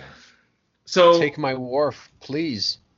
So there's 2 factions that want that want Okona because he's slighted them. One is the president of this planet or whatever. Apparently, Okona slept with his daughter, and she's pregnant. Yeah. And the other one is accusing him of stealing a jewel. And so the Enterprise is unwilling to give him because they think he'll be executed or whatever. So then Okona I thought the episode was going to be where Okona finally has this moment of realization where it's like, I can't keep ducking responsibilities. I can't keep living this cavalier life. I have to stop and take responsibility for my actions. I thought what was going to happen is he was going to admit to stealing the gem and like, okay, I admit it. I'll go back to the planet for sentencing. I'll take responsibility for this. But as soon as I get out of prison or whatever, I'm going to be a father to this child. I'm going to take responsibility and be a man. But instead, it turns out the person who actually stole the gem was the person who actually impregnated the daughter, and he was covering for both of them. So everything just works out. Yeah. Like, that's such an unsatisfying ending. Like, because the whole episode was like, he has this scene with Wesley where he's like, so Wesley's like, so you just like roam around the galaxy doing your own thing and living your own life by your own rules? He's like, yeah, it's pretty great. And Wesley's like, oh, I could never do that. I could never live like that. I'd never, not have roots and not be responsible for anything. And he kind of takes that to heart. And I thought that was going to be the crux of the episode where he learns to take responsibility for his actions and slow down. Well, at the same time, Wesley pulls a stick out of his ass. Yeah, exactly. But everything just works out. Yeah. That's such a terrible ending. That was so bad. I was so disappointed because if that ending had ended the way I think it should have ended, it would have been a great episode. But that was pretty bad. And the third one, and the one I requested you guys watch because I had never watched it until a couple days ago, and I was absolutely floored at what happens in this episode. It's called Up the Long Ladder. The premise of the episode is that the Enterprise is going to visit these two colonies that split off to colonize different planets. And they find out that one of them is populated with Irish stereotypes who are living this like, they were part of like some sort of movement on Earth of people wanting to reject technology, kind of like the Amish, reject technology and live off the land and whatever. But they were like a stereotypical Irish colony of basically leprechauns, and so that was pretty funny. And then the other colony was the opposite, and they were highly technologized, and their community went the direction of, instead of procreating, they started cloning each other. So there you go. This is more representation. This is the first planet of asexuals. I thought they had to clone each other because either the gene pool wasn't big enough or there was some accident. There was something wrong with. Well, that was the problem with the cloning, is that Pulaski said if you a copy of a copy. Oh, right. Okay. Yeah. And they couldn't start breeding. They couldn't start breeding regularly again because there's essentially only like 10 different people. Right, They're just cloned, and their genes were starting to degrade. Okay. Also, they said that they found it repugnant. Yeah. So it's kind of an interesting premise. You see these two colonies split off and they go complete opposite directions. But what happens is really weird. So they encounter the Irish colony, and I like the scenes with them. I think they're kind of fun. Apparently, Colm Meaney was kind of offended at their portrayal of his people in that episode, which I can see. They're pretty stereotypical, but I thought it was the scenes with them are fun. But they're portrayed as not really having any problems. Right. They had to be evacuated from their planet, but I believe it was from some sort of just geological anomaly, like there's earthquakes or volcanoes or something like that. Solar flares, I thought it was. Solar flares. It's nothing they did. Yeah. And then they go to the clone colony and they realize, okay, well, they have this problem. They can't clone each other anymore because their genes are being degraded from cloning so much, and they can't reproduce either because the gene pool is too limited. And so the people there want to take DNA from the Enterprise crew, but specifically Riker and Pulaski, and they say, no, we're not going to give you our DNA to clone. That would be immoral. We don't want alternate, clones of us running around, which is totally acceptable. Right. And so they don't take that lightly, and they kidnap Riker and Pulaski, and forcibly take their DNA to start cloning them. You'd almost would have thought, so, okay, we can't clone you. Can you maybe, provide us some samples so we can do some in vitro shit? Well, they asked that. That's basically what they're asking, right? Well, no, but I mean, yes and no. I mean, to a degree, they want to make it like straight up exact clones of them instead of just like, here, fertilize this chick, and now you're gonna have one of my kids instead, right? Yeah. There's so a slight difference there. I would have thought that You're like Riker would have stepped up and said, "Yeah, man, I'll make like 50 tomorrow night." Captain Picard, he was ready. My commission from the Enterprise. Yeah, I'm going to live here. He was ready to do it with that Irish lady. Right. I don't blame him. Well, she watched his Oh. figure. Yeah. I God. said this to Schweitzer. I don't know if you agree, Bubs. Maybe this is just my personal taste. Mm-hmm. That Irish woman that sleeps with Riker, Mm-hmm. I think she may be the most beautiful woman who's ever been on Next Generation. She is.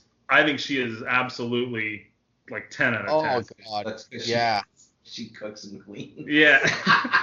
Like she had that other little layer to her, right? I think she is absolutely. And I looked up her on IMDb.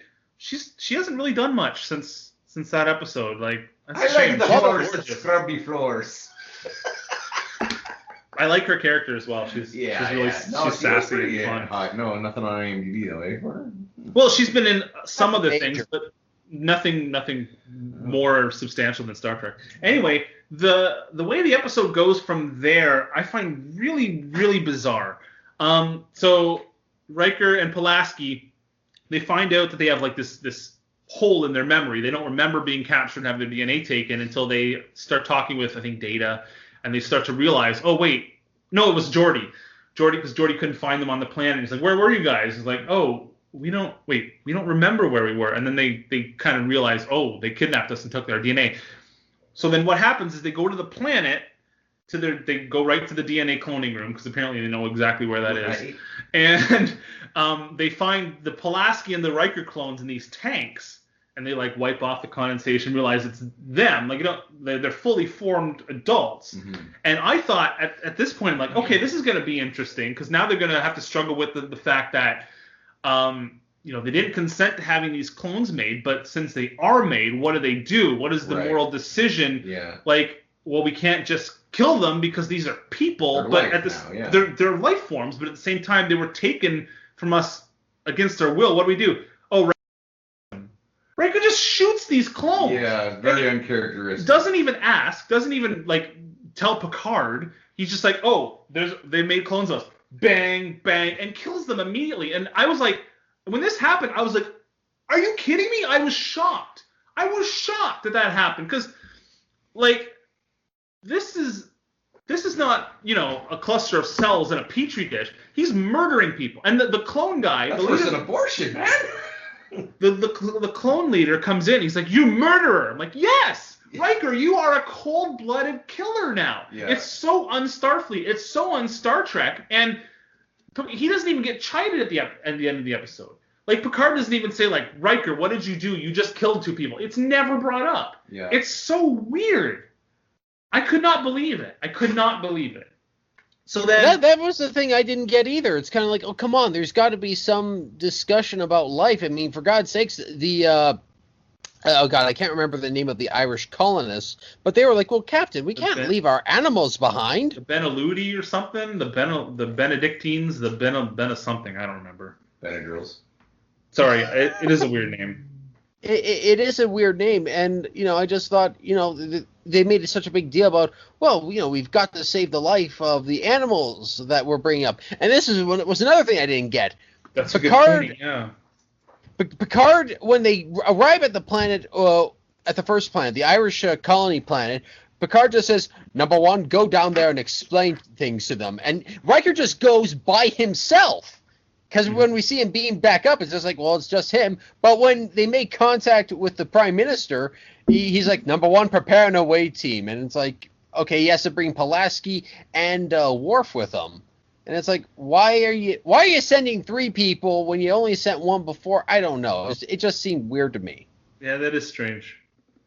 So then they decide that even though these clone people like literally kidnapped and forcibly removed their crewman's DNA, they still bring them up to the the conference room to try to talk out their problems. Yeah. It's like at this point I would just be, fuck you guys, you're on your own. But I guess to Picard's credit, he wants to help. And these are, I don't know if they're I don't think they're Federation citizens, but they are human. No, technically not. No, but they are human, so he wants to help them. Fine.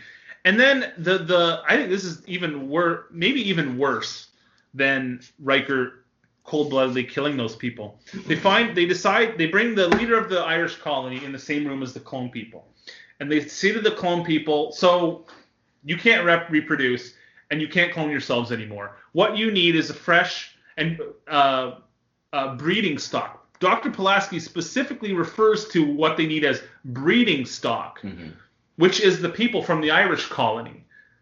Like so I know what she means, but that's a pretty dehumanizing way to refer to them.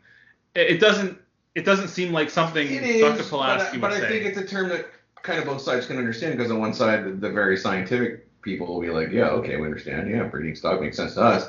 To the other side, it's like, well, we understand how farm animals are, so in a way, we're kind of their breeding stock. So okay, and then here's the thing: they say this to the Irish colony, and apparently the leader of the Irish colony, it doesn't take him much to agree to start moving like his people to be living with these clone people and start helping them reproduce. Mm-hmm. He doesn't ask any of the people in his group. He just kind of agrees to it. Yeah. And Dr. Pulaski's like, well, we need you to go with these clone people who have completely willingly, by their own hand, fucked up their situation so bad that they're going to die. You guys got to go help them. And he's like, okay, yeah, I guess we'll just go live with them and just start repopulating with them. Doesn't ask any of his the members of his colony. And then Dr. Pulaski says, but, this is the kicker, he says, but in order to increase the gene pool enough so that this degradation of genes doesn't happen, every woman in your colony will have to have one child by at least 3 different men. Mm-hmm. And the guy's like, yeah, sure, that'd be fine. It's like, don't you want to ask these people? Don't you want to ask the women if they want to have multiple children by multiple men? He just agrees to it. I'm sure he's not going to go back and force them to do it. I'm sure he's going to go talk to them. Okay, this is what has to happen. You can choose to do it, or you can not. This is a group of traditional, I'm assuming Irish Catholic, right? Or at least traditional Irish people who are living this like old school farm lifestyle. Yeah. I don't think they would be up for having polyamorous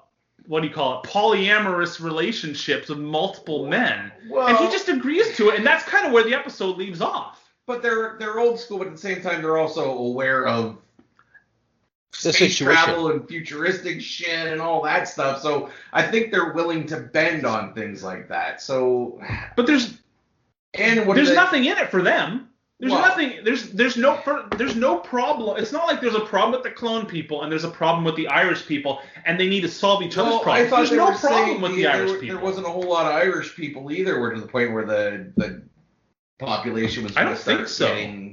300. Right? Yeah. So even then, that's not that many. Yeah, but they've been breeding for how long? I mean, and they had to be getting close to the point where they're going to be starting interbreeding too, right? So.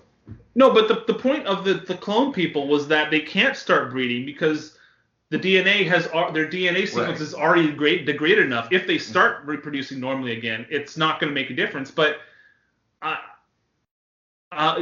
we'll look at Star Trek Insurrection with the Baku. The Baku. Didn't they start out with only a couple hundred people, and after like 15 years, there was a lush burgeoning society? Yeah, but they had magic space dust. Well, that's true.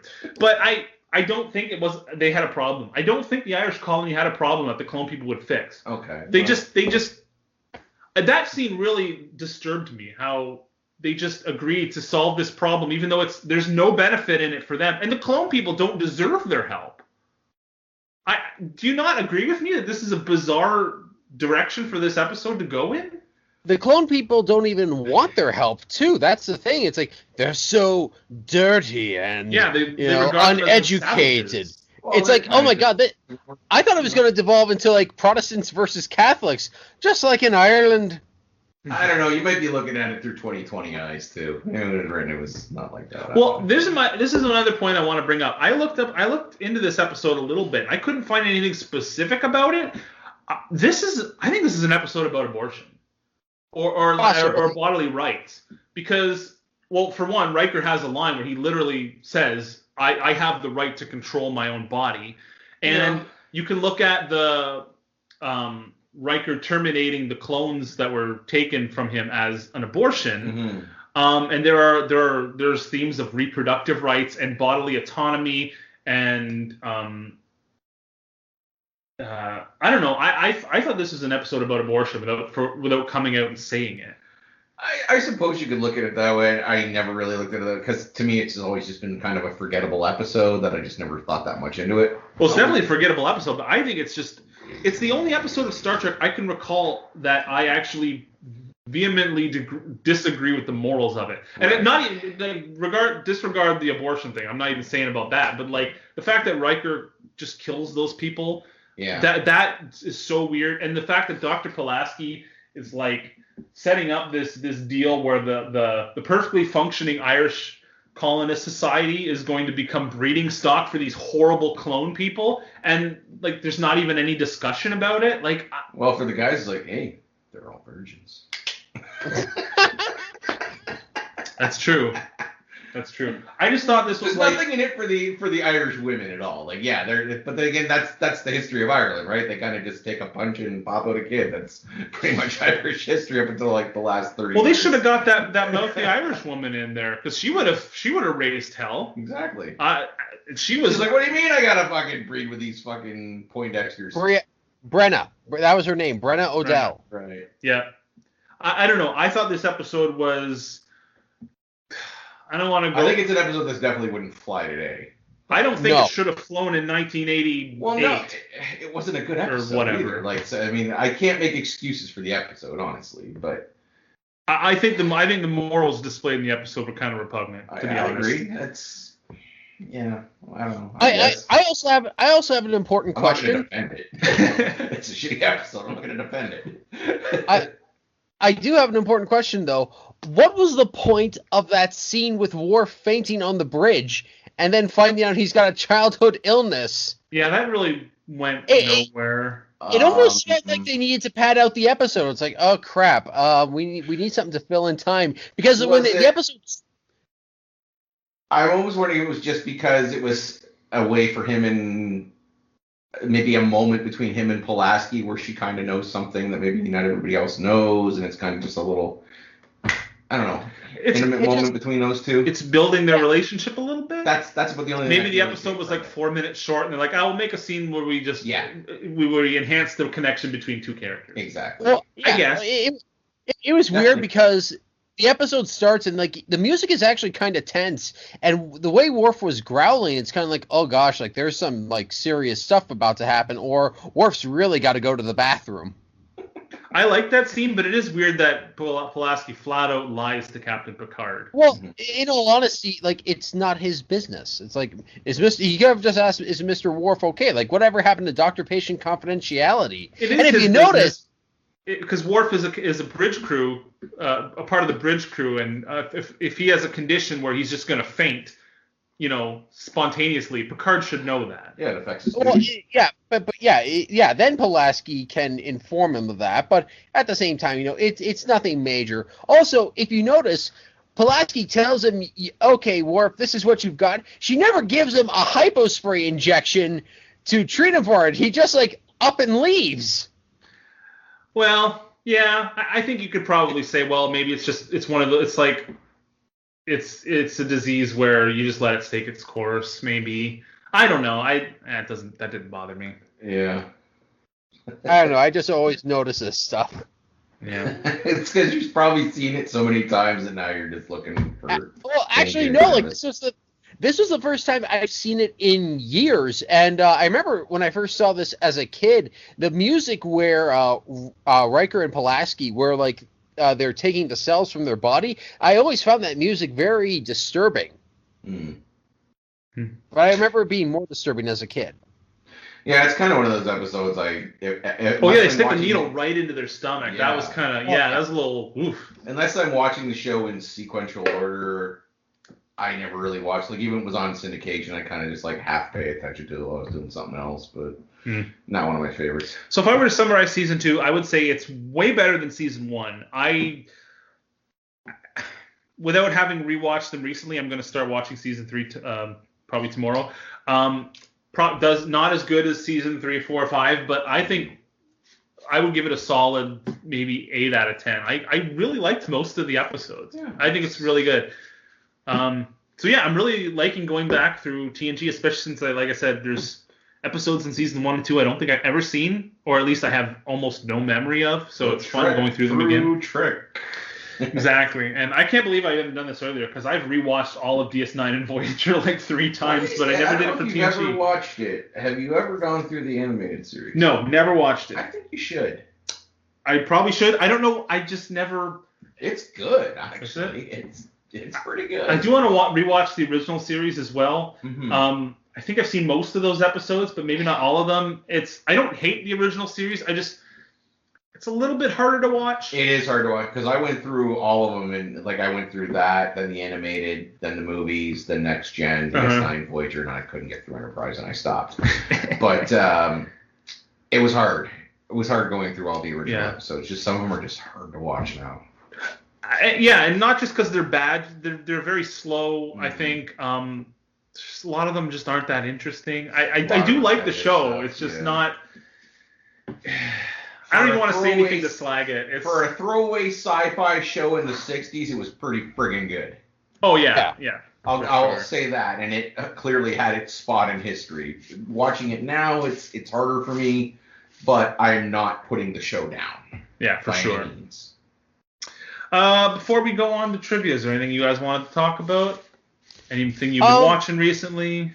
I wanted to talk about the... you guys might remember earlier this year I mentioned that Batman the Animated Series was returning in comic book form.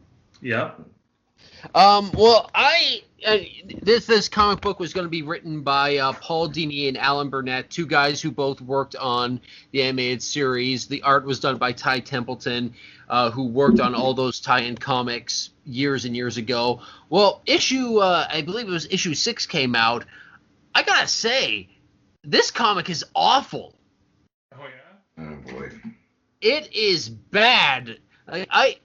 This is the problem. This comic was based off of a toy line, because what it was somebody said, what if you took all these characters who never appeared in Batman the Animated Series, like the Red Hood, Hush, and whatnot, and said, okay, well, we made these toys that look like they were from the animated series. Why don't we just add them into that continuity? And that's what they've tried to do. So now you've got it like there always was a second Robin. There was a Robin who Batman thought had been killed, but it turns out he hadn't. It's just very badly written.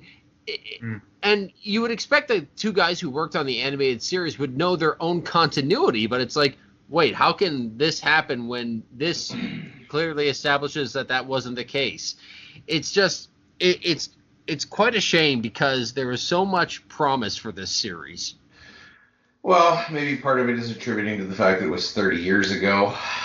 That could be some of it. But that shouldn't be an excuse. I mean, come on. You can't just say, well, it's bad, but, well, it was made 30 years ago. Like, who would remember but maybe that? They just, well, don't forget the show is also kind of loose with its continuity, too. And there's more to it than just the writing that made that show good, too. The animation was great, the mood, the feel of the show was great, the music, the character voices, like all that made that show good. So I don't think I'd want to read a comic book after that, really. Well, in all honesty, the tie-in comics that they did for that series were pretty good.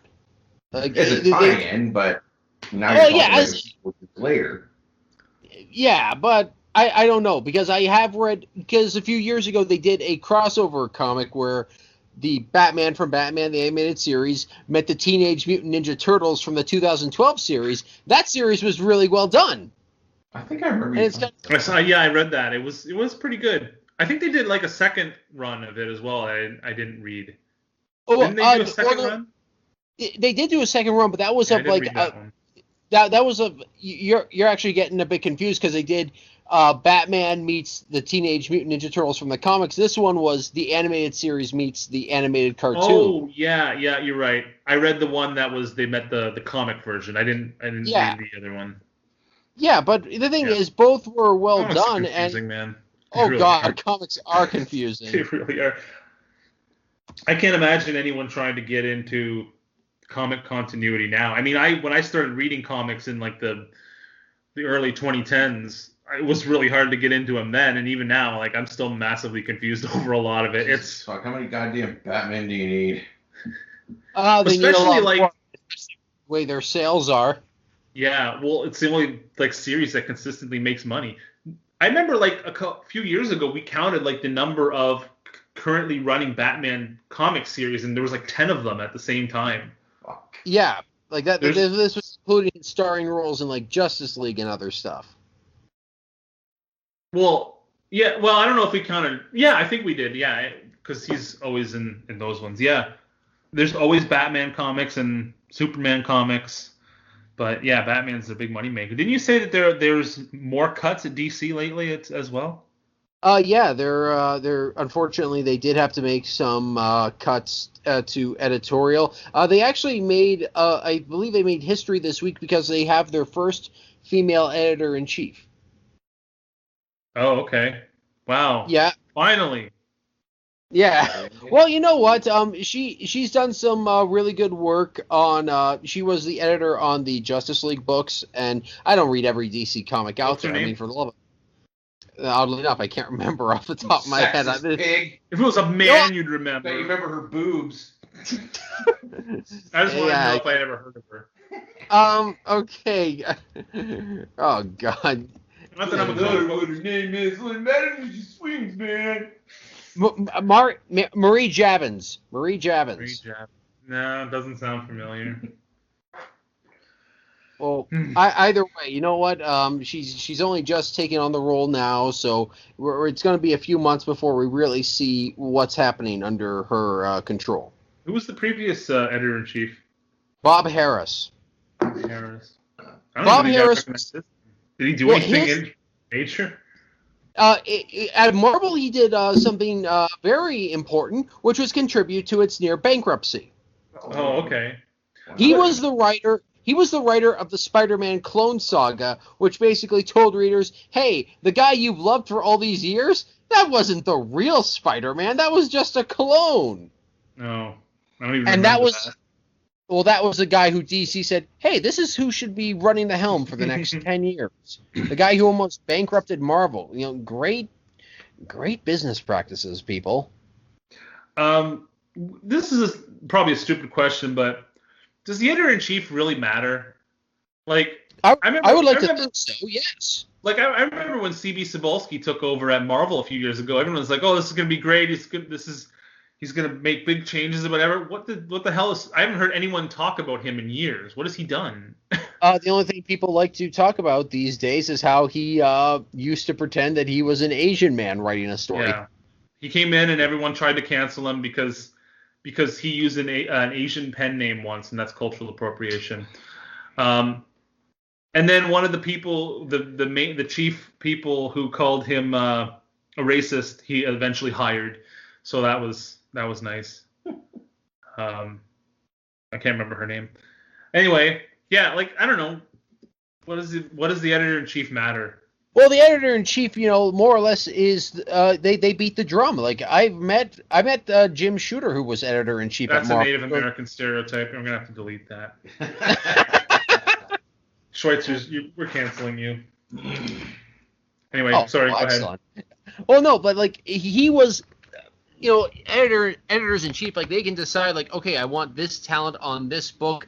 I want, you know, this is not a good direction the way you're taking things. He was the guy who approved the death of Elektra in the Daredevil comics. Frank Miller came in and he said, you know, Jim, I think I may have to kill Elektra. And all Jim Shooter said was, Frank, tell me the story. And he heard it, and he thought that was good, and said, great, go with it. That's a gutsy move to kill off such a popular character at the time. And meanwhile, DC's trying to convince everybody that this... Have you heard about the new character Punchline? No. This is basically the new Harley Quinn almost. There was this big saga going on in the main Batman title called Joker War that I was not reading. I decided to skip it. I didn't read it either. I heard it was good. The thing is, I'm tired of like, oh, Batman's up against the Joker, and you've never seen a story like this before. It's like, oh yeah, I'm sure the city's in chaos and Batman's being stretched to his limits. Oh wow, no, never seen anything like that. But they've got this new character called Punchline, but they keep trying to insist to people like she's the breakout character of 2020. It's like people have started calling her Poochie Line. Poochie. I have to go now. Gotham needs me. Yeah.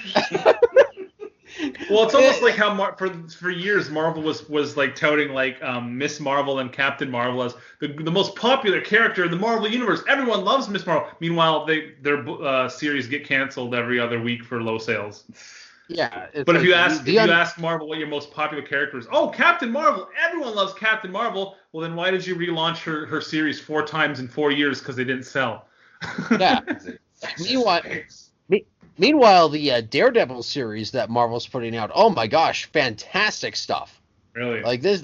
Oh yeah, like Daredevil for the past few years has been pretty solid, but Chip Zdarsky, who's a writer from Toronto, he took over I think maybe last year or so, and just the series has been great. I mean, obviously I still miss the Netflix TV show, but this comic series is making that show's absence a little easier to bear. Yeah, why did they cancel that? That was a good fucking show. Oh, it was a great show. They had their whole little universe go in there, and I just went poof.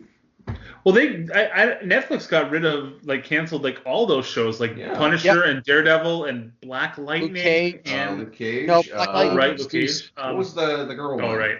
Oh, Jessica Jones. Jessica Jones. Then there was like the group of them too. Iron Fist, right? I forgot about that. Yeah, and well, what was the one where they all grouped together?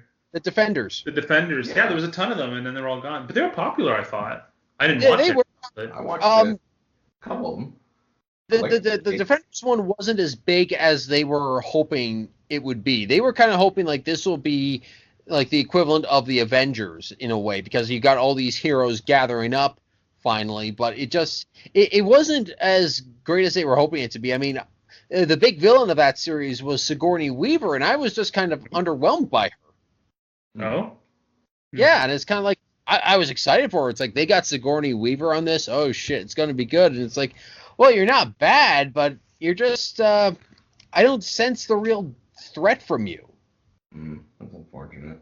Now, when those shows were canceled, that was before Disney started Disney Plus, and I kind of thought they were canceling them so they could relaunch them on Disney Plus, but they never did that. Unless maybe they did, and now because of COVID, that's all put on the back burner. I don't know. Well, apparently it also had to do with like the rights and stuff like that. So who knows what's going to happen? The big talk is now, well, if you bring them to Disney Plus, do you recast them? Like, do you just wipe away that whole continuity with those characters?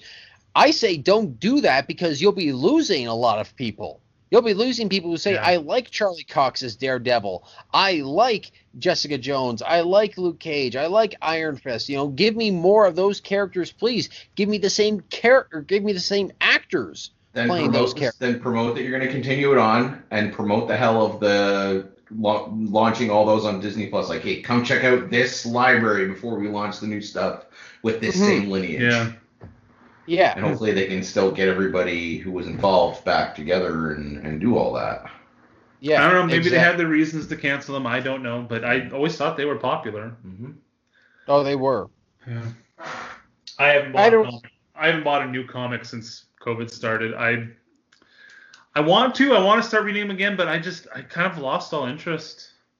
I bought some trade paperbacks of older series that I've liked, but I've not been reading anything new at all. Unfortunately, which sucks because My comic book store right after the lockdown ended came back, and I went in there and I felt bad because I didn't want to buy comics anymore. I bought a couple statues from him. Oh. And I haven't been back since. I sent them to you. I bought the Aquaman one and the Punisher one. Yes. Yeah. Yes. But I feel bad. I haven't been there in like months. But whatever. It is what it is. Maybe if DC launches something new that sounds interesting and it's not bogged down with politics, yeah, maybe I'll get interested. But well, they're doing something in early next year called Future State. Have you heard about this? No. Oh, I've heard of it, but I don't know anything about it. I saw some images. Well, basically, they're putting all their main series on hold just for like 2 months or something like that, and they're doing a line of comics that take place in the future. Get it? Okay. Featuring a female Flash who will be non-binary, and yeah, it's like, look, I'm looking at this. It's not joking? stuff I'm not joking. She's non-binary. Oh, okay. What is that? She goes faster than gender, I guess. She runs so fast that her vagina fell out? I don't know, but I'm just looking at it and I'm thinking I'm not interested in this, so I'm just going to save money for these 2 months while DC's not putting out comics that I want to read. There you go. Whatever happened to that series with Snowflake and Safe Space? I want to read that. Oh, okay. Apparently it's not happening at all. It's been canceled. Aww. Never to be. Somebody did you see the video featuring the guy who was writing it, Daniel Kibblesmith? Did he get I canceled? don't know. Maybe. Well, somebody found he went on a dating show once. Oh Like, God. It was called Millionaire Matchmaker. He was a coworker explained this to me, and I thought that he was exaggerating. No, Daniel Kibblesmith, this girl is trying to give him a kiss on the cheek. He is cringing. He is like, he's talking about like, wow. He was excited. Well, not excited, but he just noticed. Oh, she was wearing glitter, and oh God, she got some on my shirt. I hope it gets out. It's in the fold. It's like he was more concerned about the glitter than the fact that this girl was like, hey, let's already start kissing. She was saying, I want you to be more spontaneous. I want to bring you out of your shell. And he's like, oh, wow. I thought I was going to be the tiger in this relationship. It's like, you are in no way a tiger, Daniel Kibblesmith.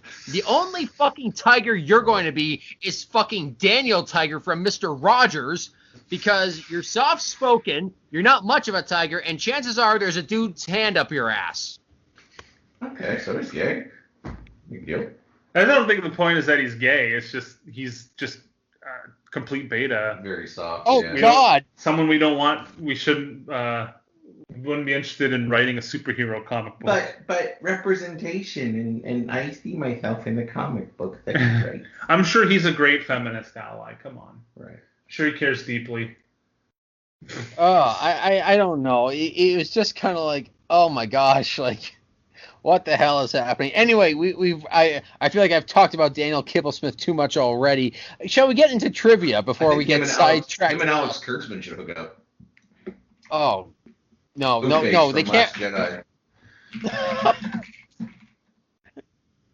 Hold on, give me a second. I watched a few things. Okay. Actually. Yes. I finally watched The Watchmen, the movie. TV show? Oh, okay. Oh, the movie. The movie, yeah, because I never was really interested until I saw a good review of it, and like, you know what? I think I'll give this movie a chance. And I really liked this movie. I was surprised at how much I liked it. It was really good. Cool. Your predictable ending, and it had proper vessel for Zack Snyder to do. Kind of good atmosphere, good story. I thought everybody. I never understood why people hated that movie. I liked it a lot. I don't think it was what people were expecting. It came out in the beginning of the superhero genre, and I think everybody wanted the Marvel movies, or they wanted the Joker, and they got something where it was less action and more shit you had to think about, and it was darker than they wanted it to be. So I think that's people didn't get what they wanted. The original comic was pretty dark, though. I would say. But to your average movie, okay. Well, here's the thing. So it's not dark enough for your comic fan and the graphic novel fan because they obviously had to leave some stuff out of it. but it's too dark for your average moviegoer who's expecting more from a superhero movie. So I think it just kind of fell in the cracks. But I think if you watch it objectively and watch it for what it is, like I did, finally, I think it stands up. Do you think the movie would have been better with a giant squid monster? No. Okay. Because that's what happens in the comic. That's how the comic ends. What do you do with the giant squid monster? Like that's it basically starts destroying the city. So it kind of takes over for what Dr. Manhattan. Yeah, it's It's basically the Cataclysm instead of what happens in the movie. I think that kind of would have been dumber then. It's been so long since I've seen the movie or the comic books. What's okay, his name has a device that imitates Dr. Manhattan's powers and Ozymandias. All this. Yes. So right. he was using that to basically kind of reset the world a bit and destroy all the major cities. Right. Oh yeah, and in the comic, Ozymandias, he's controlling the giant squid monster to destroy everything. That's right. I remember now. Right, Schweitzer? No, that wouldn't have worked. Well, it's not that the giant squid monster destroys everything. It just like sort of appears in New York City and like it sends out a psychic resonance wave that like kills people or just drives them insane. Oh, I thought I remembered it being like a Godzilla type thing. Well, it just sort of appears, but it also dies. Oh. It's been so long since I read it. What's the point of it then? If it doesn't do what you think a giant squid monster would do, then I think you could have a giant dildo do the same fucking thing. And I think it was a good idea to leave it out of the movie. Yes, absolutely. It's supposed to be an alien invasion that unites the world. Like, look, we've got problems that are bigger than all of us. We've got this alien menace. We've got to forget the Cold War. Let's just unite. Mm-hmm. Well, I kind of like them uniting against. I think it works better when they unite against Dr. Manhattan, kind of like the same way that, in a way that the Dark Knight. Yeah, very much like the Dark Knight. You know, the villain they needed but not necessarily deserved type of thing, right? Mm-hmm. Yeah. No. Yeah. I watched that. I watched The Irishman finally. Oh. I finally done 4 hours. I had to take 3 breaks, but it was good. But so much padding in that movie. So much padding. I agree, but I was never bored. Like, it's a 3.5 hour movie, and I don't want to say it didn't feel 3.5 hours. It felt long, but I was never bored. I wasn't bored, but at the same time, I'm like, okay, how far? Like, I look at the time, I'm like, are we still only 2 hours into this? Still got halfway to go. It's like, okay, I'm not bored, but let's get going here. And then there was just some scenes that were kind of just dragged out a little bit, like this. Where he picks him up near the end, and this conversation about the fish in the back seat. Yeah, that was kind of weird. See, I like that scene because I think we discussed this earlier, but I think it's building tension because you know that this is the end for Jimmy Hoffa, and you know Robert De Niro is going to kill him, and the fact that he's got hours to live, and he's just having this mundane conversation about fish. It's kind of building the tension. It's like what do they call it when the audience knows something that the characters don't know? Dramatic tension or whatever. I think it works well as building tension to what you know is going to happen. I thought it was a good movie, a good story, but unlike Goodfellas and Casino, I don't think it's going to be something I'm going to watch multiple times. No. The fact that it's 3.5 hours prevents multiple watches, I think. Right, but I've watched the extended version of Lord of the Rings multiple times. Yeah, that's something I can't do. It's just one of those things. I just don't find it as entertaining or as interesting as those other 2 movies. Did the anti-aging stuff? I didn't like that either. No, it didn't bother me. I barely even noticed it. Okay, so at the beginning when De Niro's driving the truck and the truck breaks down near the beginning there, and he meets, I forget the name of half the characters, but he meets one of the important characters anyway. How old was he supposed to be in that? Was he supposed to be in his mid or late 40s in that, or was he supposed to be a lot younger? Because he did not look like a young guy in that. Oh God, no! Supposed to be in their 40s. Yeah. No, I didn't think so. I thought he was supposed to be maybe 30s or 20s. But one scene where it did look really bad was where he goes to beat up the grocery man, and it's a young Robert De Niro face on an old Robert De Niro body who's hobbling out of the store trying to kick this grocer. It's kind of like this is where you could have used a body double. I was gonna say if you could replace the face, just get a WWE wrestler. Just get Heath Slater in there and put a face on him. Yeah, there you go. He's not doing anything anymore. Well, Impact, but might as well not be doing anything. I watched that. I finally got around to watching season 3 of Evil Dead, Ash vs. Evil Dead, because I went through the whole series again. I love season 3. Yeah? I did. It's good. I don't know, man. I know. I get season your 2 just ended so well. It did. But there's some fucking laugh out loud funny moments in season 3, though. That's just. And the only problem with season 3 I had was while the season kind of had a clean ending, they set up for something cool in season 4, and you're not gonna get it because the show is done. Does season 3 have like an ending though? Or yes. Does it doesn't like have a cliffhanger and then just we're never gonna get No. There is a closure to the thing he was fighting this time, and there is an outcome to that. But then something happens, and they set up for like the next thing, and kind of like the sinkhole in season 1, right? Like he's going to Jacksonville, but there's something else coming, and that's why you see like the sinkholes and all that stuff start to open up, right? Yeah. So it's kind of like that. Maybe I'll watch it as like a palate cleanser between episodes of Star Trek Picard. Yeah. Like I'll watch an episode of Star Trek Picard, almost like taking a shot of tequila and then you have to drink like something to chase it. Like I'll watch one episode of Star Trek Picard and then I'll watch 4 episodes of TNG and 3 episodes of Ash vs. Evil Dead and then 4 months of therapy and then I'll watch the next episode. Oh, God, I don't want to do it.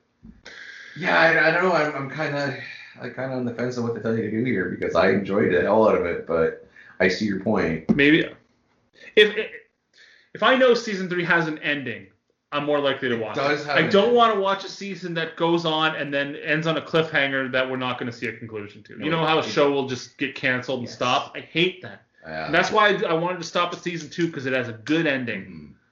But maybe, I'll probably give it a shot because I before I watched season 1 and 2 of that show, I kind of prejudged it and thought I wouldn't like it, and then I watched it and I ended up really liking it. So I got to give it the benefit of the doubt. I like that show so much that when I went through it again, I'm like, I'm still laughing at some of the shit I saw, even though I saw it before. It's like it is such a good show.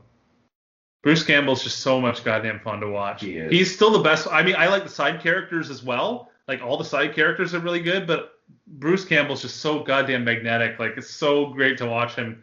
Anything he's in. Did you ever watch The Adventures of Briscoe County Jr.? A little bit. That's a frustrating show because they only did like 1 season of it. But I remember watching a couple episodes because it was on in reruns around the time of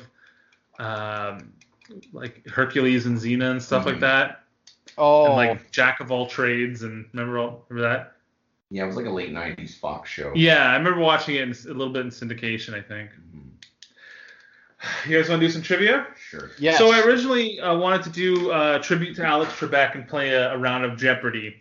But I decided that's going to be a little bit tough with Schweitzer not being here, able to see the categories and whatnot. So I decided against that. So I took a little inspiration from that, and I came up with 20 questions about real-life game shows and fictional game shows. Okay. 10 questions each. Sure. So we're going to need buzz-in words from you guys. Okay. So what are you guys going to buzz in as? Bubs? Pick a buzz-in word. I'll go Trebek. Okay. Schweitzer? Damn it! I was gonna go with Trebek too. God, what would we? Tiger. Okay. So I'm going to read first 10 questions is going to be about fictional game shows in TV and movies, okay? Okay, question 1. And just buzz in with your buzz-in word when you know the answer. What movie is this synopsis describing? In a dystopian America, a falsely convicted policeman... Correct. Running Man.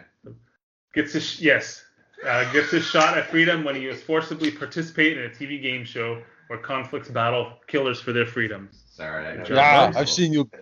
I've seen you before. You're the asshole from TV. I hope you have enough room for my fist because I'm going to ram it into your stomach. Break your goddamn spine. You speak something now, just plates, Question number 2.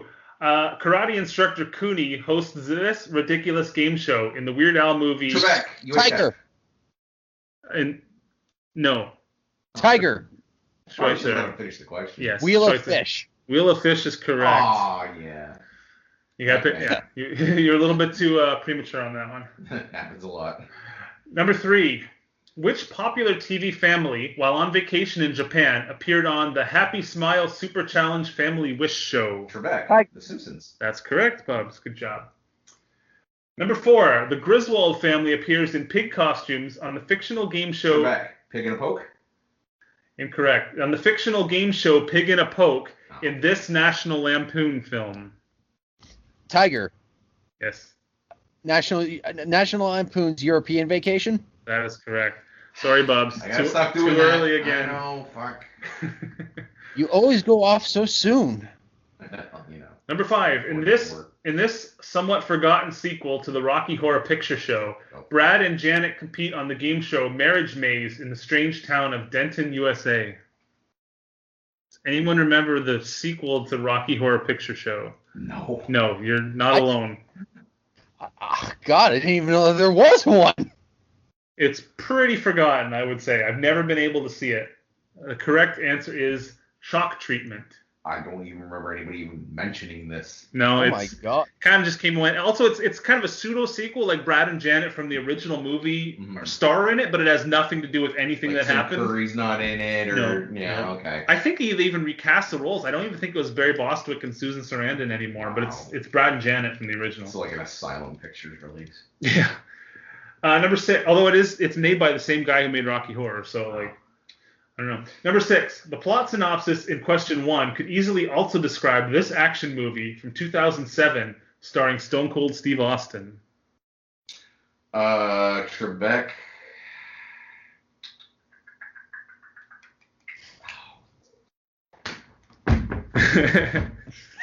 Something Island, goddamn. I gotta give you a timer. 3. Condemned 2. Island or something. Fuck, I don't know. Incorrect. I'm sorry. Schweitzer, any guess? Oh, God. See, Tiger. Broken Skull Island. No. You were so close, It Bob. was the Condemned, right? The Condemned. Yeah, I think there You was said the something on Condemned on Island. that thing, yeah. Oh. Number 7. This cheap local TV version of the dating game sets the stage for the climax of the 1995 Kevin Smith movie Mallrats. Oh, what the hell is the name of that damn show? Tiger. Yeah. Schweitzer? Love Connection.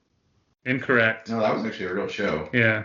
Oh, shit. Oh, yeah. I can see the set. I can see them on the show. No guesses? No. Correct answer is Truth or Date. Truth or Date. Number 8.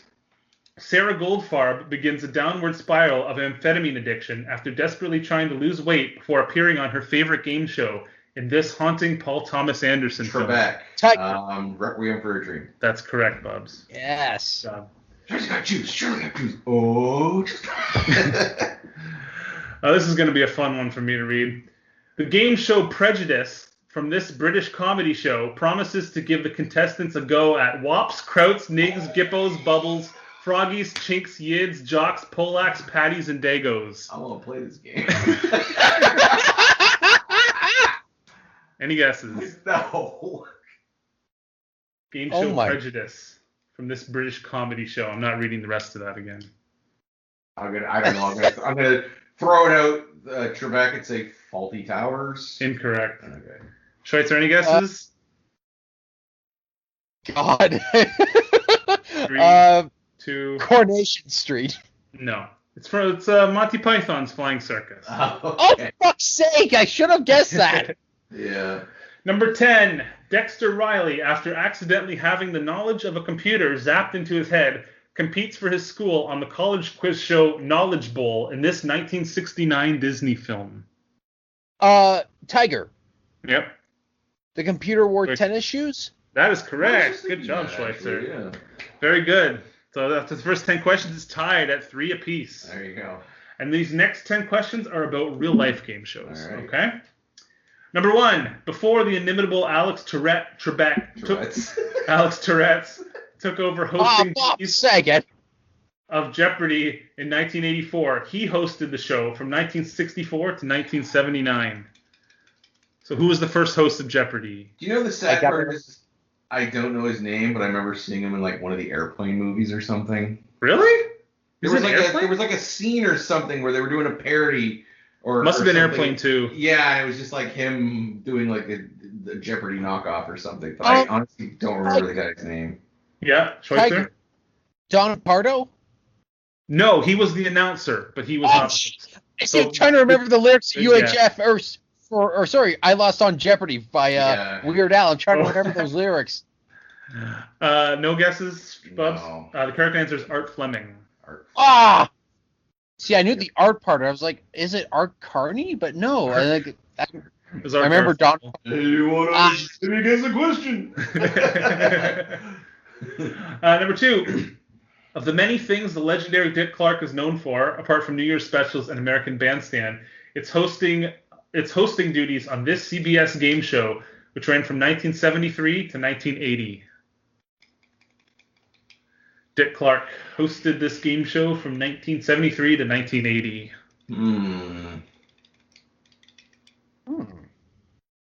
Any guesses? I know you've heard of it. The Gong Show? Nope. Yeah, correct. Schweitzer, any guess? Tiger. The popular one, you've heard of it. $20,000 pyramid? No, I'm sorry. I'm not going to give it to you. I'm going to be strict. It's the $10,000 pyramid. Sorry. That's fair. You had the pyramid, right? Your mind it's way overinflated for the 70s. Because there was also a $64,000 There was a $100,000 one, I think, too. Yeah, there's a bunch of them. Yeah. As inflation climbed higher and higher, they had to raise the value of the pyramid, I think. Damn Egyptians. Yeah. Number 3. Family Feud has gone through its fair share of hosts, from Richard Dawson to Steve Harvey, including this ample comedian who hosted from 1999 to 2002. Trebek. Louis Anderson? That is correct. Very good. There's a bunch of those, yeah. Oh, yeah. Number 4. Alan Ludden hosted this ABC game show where he met his beautiful wife, the immortal Betty White. I'm going to say Trebek Match Game? Incorrect. Schweitzer, any guesses? Mm. Alan Ludden hosted this ABC game show. Believe it was in the 60s or 50s, in that range. Tiger, what's my line? Incorrect. I'm sorry. The correct answer is password. Oh. I remember being on, yeah. Mm-hmm. Number 5. The short-lived game show Show Me the Money involved contestants answering trivia questions and picking random prize values from sexy dancers, much like Deal or No Deal, all the while being guided by this famous Star Trek actor who served as host. Tiger. Schweitzer. William Shatner. That is correct. I remember that show. I hadn't heard about it until I was researching questions. Sluts, dance. Pick a number, pick a slut. Number 6. Jimmy Kimmel was first seen by many hosting this game show from 1997 to 2000. Yes, Win Ben Stein's money. That is correct. Very good. Number 7. During rounds of this Golden Age game show, if contestants uttered the secret word, a duck resembling the show's host, Groucho Marx, fell from the ceiling, and the contestants would win a cool $100. Oh, I see the game show, too. What the fuck's the name of it? Hosted by Groucho Marx. Oh, my God. It's way before all of ours times, but it's a pretty famous show in game show world, I suppose. Any guesses? Oh, what the fuck was the name? I'm gonna kick as soon as you say it. 3. I concede. 3, 2, 1. The Marx Brothers show. I don't know. You bet your life. That's it. Oh. Number 8. Question 8. So far, the rise of Uber has not seemed to affect filming of this mobile game. Trebek? Cash Cab? Cash Cab is correct. Very good. Number 9. Dumb Dora was so dumb she couldn't even remember that he hosted Match Game from 1962 to 1984. Trebek, Johnny Carson? Nope. He never hosted Match Game. I don't know. I thought you were doing that. How dumb was Yeah, that was from Match Game. Really? I thought that was a Carson bit. Well, I Match thought it was Game co-opted it because Dumb Dora was frequently in Match Game questions. Okay, Tiger, Chuck Woolery? Chuck Woolery is incorrect. Correct answer is Gene Rayburn. No idea who that is. Well, if you watch Match Game, you would know. Yes. I'm a big fan of Match Game. Number 10. This game show, the first ever aired on American television, was created and hosted by Ralph Edwards and hosted by Bob Barker from 1956 to 1975, and posed contestants silly, often impossible questions, resulting in embarrassing stunts when they inevitably got it wrong. It's considered to be the first American aired televised game show.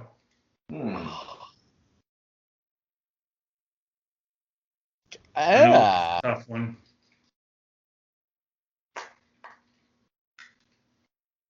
This is a tough one. I'm sure you've heard of it. I doubt you've ever seen it, but you've probably heard of it. The answer to question have to do with stomach. Yes. That should give you a bit of a hint on the name.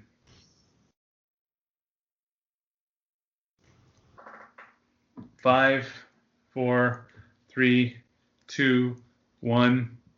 Correct answer is Truth or Consequences. Oh my God! Yeah. It's not just the town of New Mexico anymore. And the winner of the game with 6 points is Bubs! Woo! All right. Very good, Bubs. You finally won one. All right. Well, those were maybe harder questions than I had anticipated, especially the ones for real questions. But anyway, that's our episode this time. Our next episode, normally near the end of the year, we do like a wrap up of the year, but fuck, who knows? The 2 movies we saw. The 2, yeah. I know, right? What's the best movie of 2020? Bill and Ted. Sonic the Hedgehog. Top 2 list. Sonic the Hedgehog, the top 2 list. Yeah, I don't know. I might have a hard time filling that one out. I thought we went to the theater and saw something like January. I think, like wasn't it Rambo? No, The new that was Rambo? like a year ago, I think. Well, then what the hell was it? The last movie we saw in theaters? Even though it came out last year, the most recent movie I technically saw in theaters was Parasite. I never saw that. I didn't see the movie. I didn't. You're right. Rambo: Last Blood was September of last year. Yeah. Oh my God. Looking at our episodes here. We might not have seen anything this year. I don't know if we did. Wow. No, at least they're not in the titles of any of our recent episodes. Wow. Yeah, I'm surprised. Anyway, so who knows what we'll be talking about? Probably not wrapping up the year, but we'll find something to talk about next time. So once again, thanks for sticking with us. Thanks for listening, and we'll see you sometime in the future. Stay. Maybe. No promise. Future province. Okay.